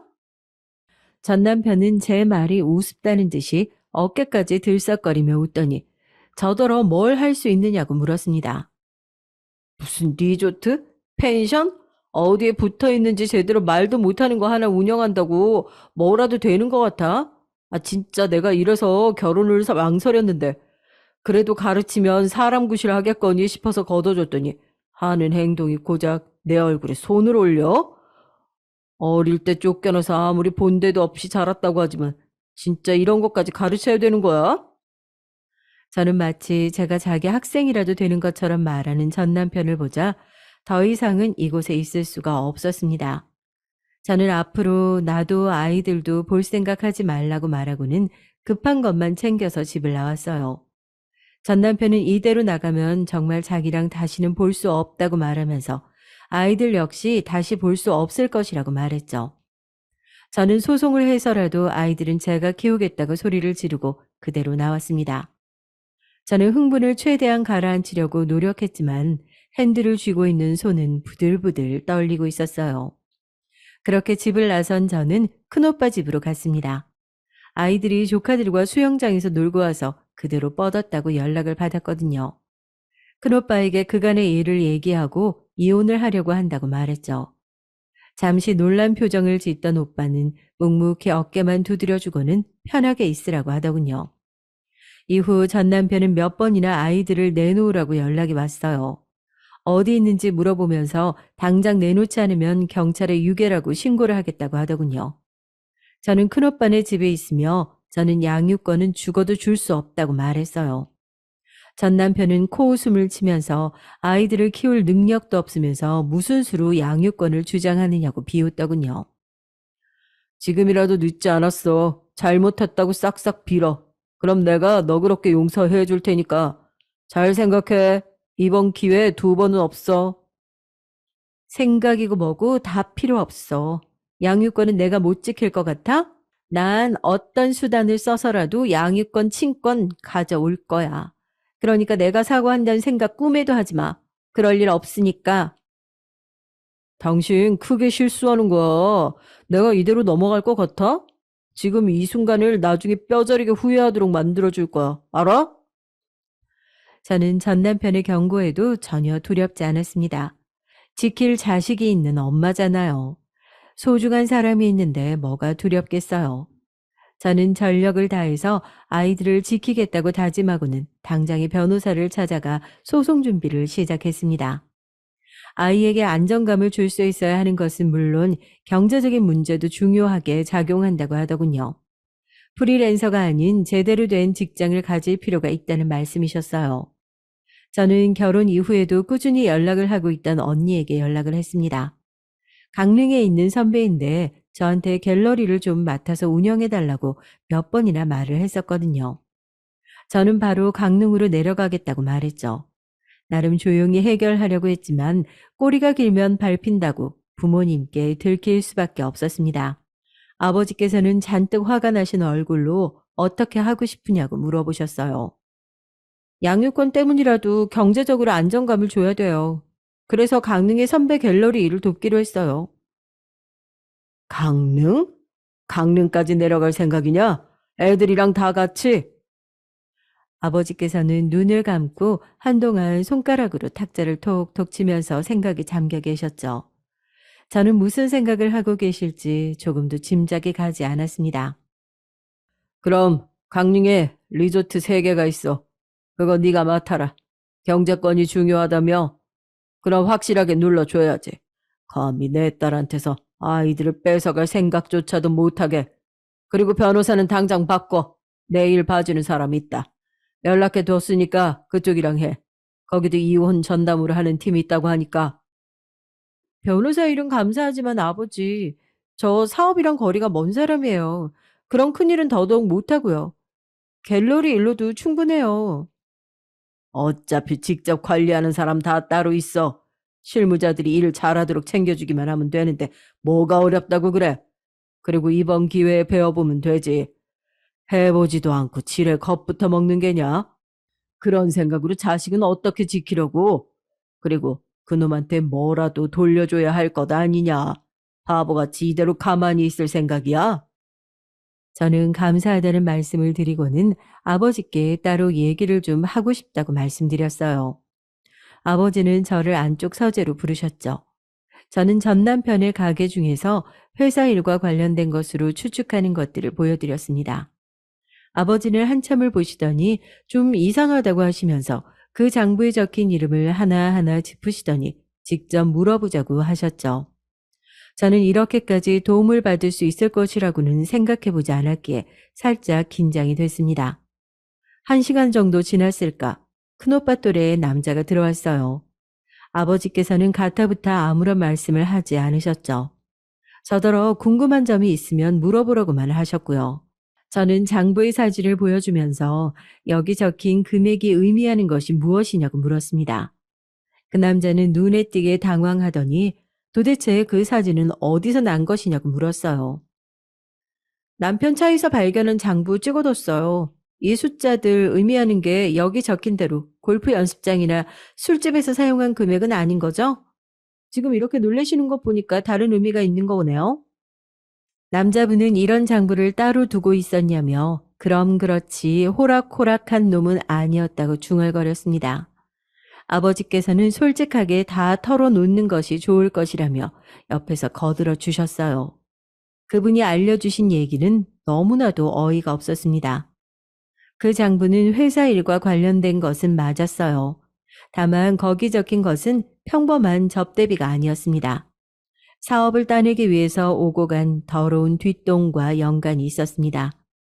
단위가 100만 원 아래인 것들은 진짜 접대를 한 것이 분명하고 단위가 큰 것들은 아마 뇌물이 오고 간 정황이었죠. 골프 연습장이나 술집도 다 의미가 있는 것이라는 사실마저도 제게 말씀해 주셨습니다. 저는 아버지께 아무래도 검찰을 만나봐야겠다고 했어요. 아버지는 변호사의 도움을 받아서 해결하라고 하시면서 그 사이에 본인도 일을 하나 해야겠다고 하시더라고요. 무슨 속셈이냐고 물었지만 아버지께서는 그냥 딸아이 마음을 상처 준 사위에게 본때를 보여주고 싶을 뿐이라고 하시면서 그냥 저에게는 소송 관련만 집중하라고 말씀하셨습니다. 아버지께서는 어떤 일을 꾸미시는지 알게 되기까지 그리 오랜 시간이 걸리지 않았어요. 어떻게 제가 있는 곳을 알았는지 강릉의 갤러리로 찾아왔더라고요. 수염도 안 깎았는지 지저분한 모습이었죠. 저는 무슨 낯짝으로 여기로 오냐고 했지만 전 남편은 다짜고짜 정체가 뭐냐고 소리를 질렀습니다. 저는 어디서 소리를 지르냐며 갤러리 뒤편으로 전 남편을 데리고 갔어요. 너 정체가 뭐야? K리조트 사장님과 어떻게 아는 사이야? M호텔은, S리조트는 거기를 네가 어떻게 다 알고 있는 건데 너랑 무슨 관계야? 전 남편의 입에서 나오는 호텔이며 리조트의 이름은 전부 다 아버지가 관리하는 곳이었어요. 저는 무엇 때문에 궁금해하는지 물었지만 전 남편은 미친 사람처럼 제 팔을 쥐고 흔들면서 빨리 얘기를 하라고 닥달이었죠. 어제까지 멀쩡하게 계약했던 곳들인데 다들 약속이라도 한 것처럼 계약 해지를 요구했단 말이야. 다들 당신 때문이라고 하는데 당신 나한테 뭐 숨기는 거 있어? 저는 그제야 아버지가 준비하신 일이 무엇인지 알 것 같았습니다. 리조트 내부에 들어가는 소품들을 아버지께서는 알게 모르게 전 남편을 통해서 계약을 하고 계셨거든요. 사위 어깨에 힘주고 다니라는 뜻에서 하셨는데 이제는 헤어지게 됐으니 더 이상은 그럴 필요가 없어진 것이겠죠. 저는 피식 웃으면서 말했습니다. 숨기는 거? 있지. 굳이 말할 필요가 없어서 얘기 못했던 사실. 있어. 왜? 알고 싶어? 당신이 방금 말한 리조트며 호텔들 다 누구 소유인지 알아? 그거 전부 다 우리 아버지 소유야. 당신 레벨이 어떻고 품격이니 격조니 얘기하면서 무시했던 우리 아버지 소유라고. 됐어? 지금 그게 무슨 말이야? 다 장인어른 소유라니. 그 많은 리조트며 호텔이 전부? 이제 와서 내가 뭘 더 숨겨야 하는데? 왜? 안 믿겨? 그럼 가서 물어봐. 오너가 누군지. 직접 확인해 보면 될 거 아니야. 제 말이 끝나자 전 남편은 얼굴이 밝아졌다 어두워졌다를 반복하더니 갑자기 제 손을 잡았습니다. 벌레가 기어가는 것 같은 기분에 뿌리치려고 했지만 얼마나 세게 쥐고 있는지 제 손에 피가 통하지 않을 정도였어요. 여보, 내가 다 용서할게. 아, 뭐 화가 나면 사람이 그럴 수도 있지. 앞으로 조심만 하면 되니까 내가 아무 일도 없었던 것으로 해줄 테니까 우리 이혼 없던 일로 하자. 아, 우리 잘 지냈잖아. 안 그래? 아니, 그냥 지금처럼 지내면 아무 문제 없어. 그리고 장인 어른께 말 좀 전해줘. 아, 우리 회사랑 독점 계약하자고. 너 미쳤니? 정신이 막 오락가락해? 지금 이 상황에서 겨우 한다는 말이 뭐? 그 어느 때보다 멀쩡하지. 아, 그러니까 지금 당신을 용서한다고 말하잖아.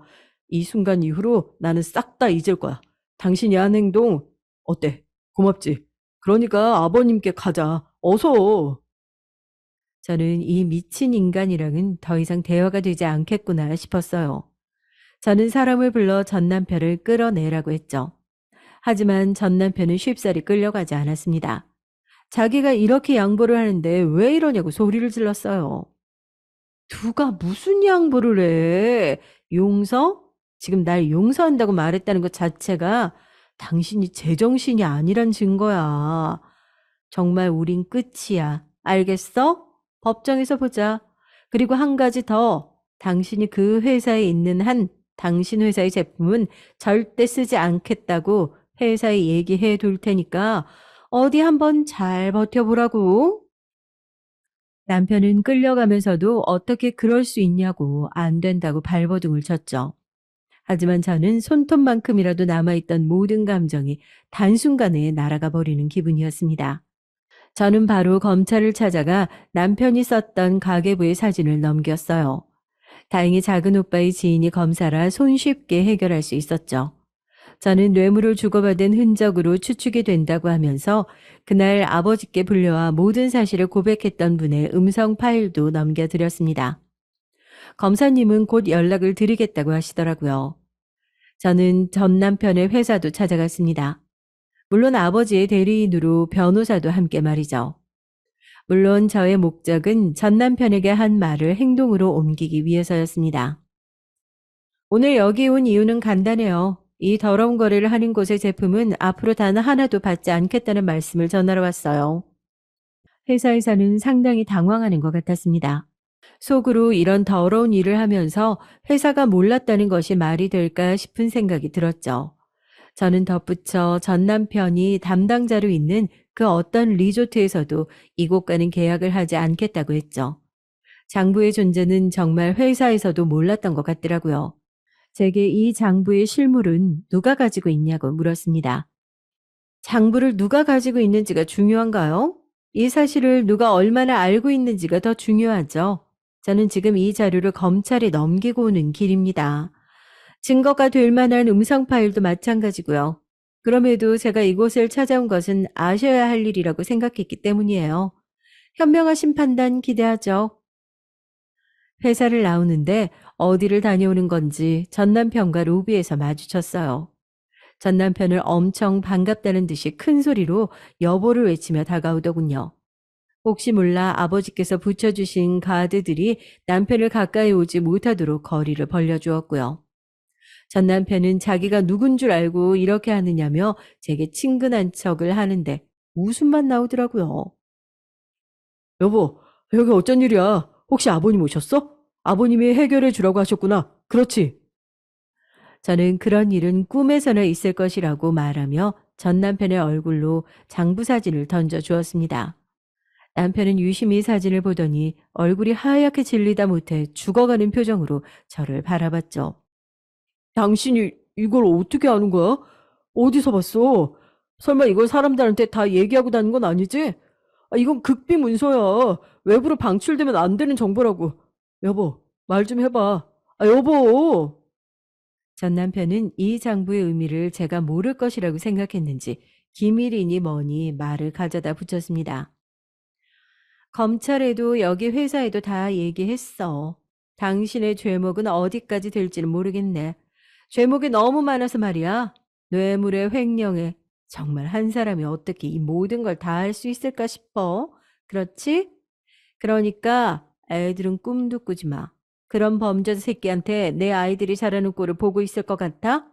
양육권은 물론 친권까지 다 가져올 거야. 각오해. 저는 망연자실하며 바닥에 주저앉은 전 남편을 두고 당당히 돌아서서 나왔습니다. 전 남편이 저지른 범죄는 생각보다 규모가 컸어요.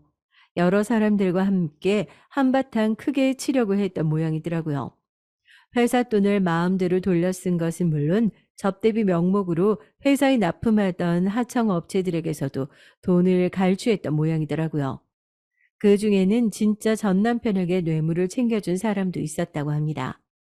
하지만 그런 사람들보다는 혹시나 피해를 볼까 싶어서 울며 겨자 먹기로 전 남편에게 돈을 뜯긴 사람들이 더 많다고 검사님이 알려주셨어요. 도대체 이런 남자와 어떻게 살아온 것이냐고 작은 오빠가 불같이 화를 냈죠.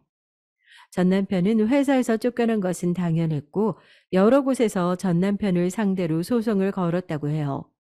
가장 큰 피해자인 회사 측은 당연했고 하청업체에서도 그간의 일들을 다 폭로하며 전 남편을 고소한 상태였고요. 검사님의 말씀으로는 징역이 무겁게 떨어질 것 같다고 하셨습니다. 워낙 중범죄의 규모가 크다 보니 1년, 2년으로는 끝날 것 같지 않다고 말이죠. 이 일을 모두 알게 되신 시어머니께서는 충격으로 쓰러지셨다고 들었습니다. 좀처럼 깨어나지 않으셔서 걱정했는데 깨어나셔서는 전 남편에 대해 아무것도 기억을 못 하신다고 하더라고요. 그렇게 좋다고 아들밖에 없다고 하시면서 아끼셨는데 이번 일이 큰 충격이었는지 완전히 잊으셨다고 해요. 당연히 저도 저희 아이들도 기억을 하지 못하셨고요. 아들과 관련된 모든 것들을 까맣게 잊어버리신 거죠. 그리고 캐나다에 살고 계시는 이모님이 오셔서는 모시고 나가셨답니다. 저희 이혼 소송은 싱겁게 끝나버렸어요. 단단히 준비를 하고 있었는데 전 남편이 배임, 횡령, 뇌물 혐의로 인해 재판을 받고 있는 것이 제게 유리하게 적용이 됐죠. 당연히 제가 장담한 대로 친권도 양육권도 다 제가 가져올 수 있었습니다. 저는 전 남편의 흔적은 조금도 남기고 싶지가 않았기에 호적 정리도 깔끔하게 했어요. 그래서 아이들이 제 성을 따를 수 있도록 했죠. 한 가지 더 놀라운 일이 있었는데요. 이 일을 준비하면서 저는 뱃속에 새 생명이 자리 잡았다는 사실을 너무 늦게 알아버렸어요. 신경 쓸 일이 많아서 5개월이 되도록 모르고 있었던 거죠. 부모님께서는 두뇌도 어떻게 자기 몸이 달라지는 것을 모를 수 있느냐고 기함을 토하셨지만, 당시에 저는 전 남편과의 일을 정리하는 것 이외에는 아무것도 생각할 겨를이 없었기에 어쩔 수가 없었다고 변명을 했죠. 변호사님은 새로 태어날 아이를 포함해서 양육권과 친권을 포기한다는 서류를 다시 작성하고 전 남편한테 도장을 받아냈습니다. 물론 전 남편은 새로 태어날 아이가 있다는 소리에 그 아이 핑계를 대면서 어떻게든 이혼을 막아보려고 했지만 저는 전혀 흔들리지 않았어요. 결국 전 남편은 징역에 확정되어 감옥살이를 하게 됐죠. 다행스럽게도 이혼 이전의 성립이 돼서 재산 분할은 챙길 수 있었답니다. 마음 같아서는 전 남편이 벌어온 돈은 하나도 받고 싶지 않았어요. 경제력이 없는 것도 아니고 돈은 충분했거든요. 하지만 전 남편이 아빠로서 아이들에게 해줄 수 있는 마지막 일이라고 생각하고 양육비 차원에서 받아왔습니다. 이렇게 파란만장했던 제 결혼 생활은 다 정리가 됐어요. 바보같이 조종당하는지도 모르고 그냥 저냥 지냈던 지난 생활을 생각하면 얼굴이 화끈거리고 부끄러울 뿐이었습니다. 지금 생각하면 어떻게 그렇게 당하고 있었을까 싶기도 하고요.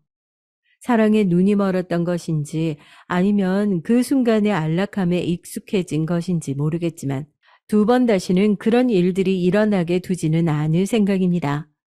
앞으로 제 인생에 또 다른 사랑이 올지는 모르겠어요. 지금 같아서는 남자라고 하면 진절머리가 나거든요.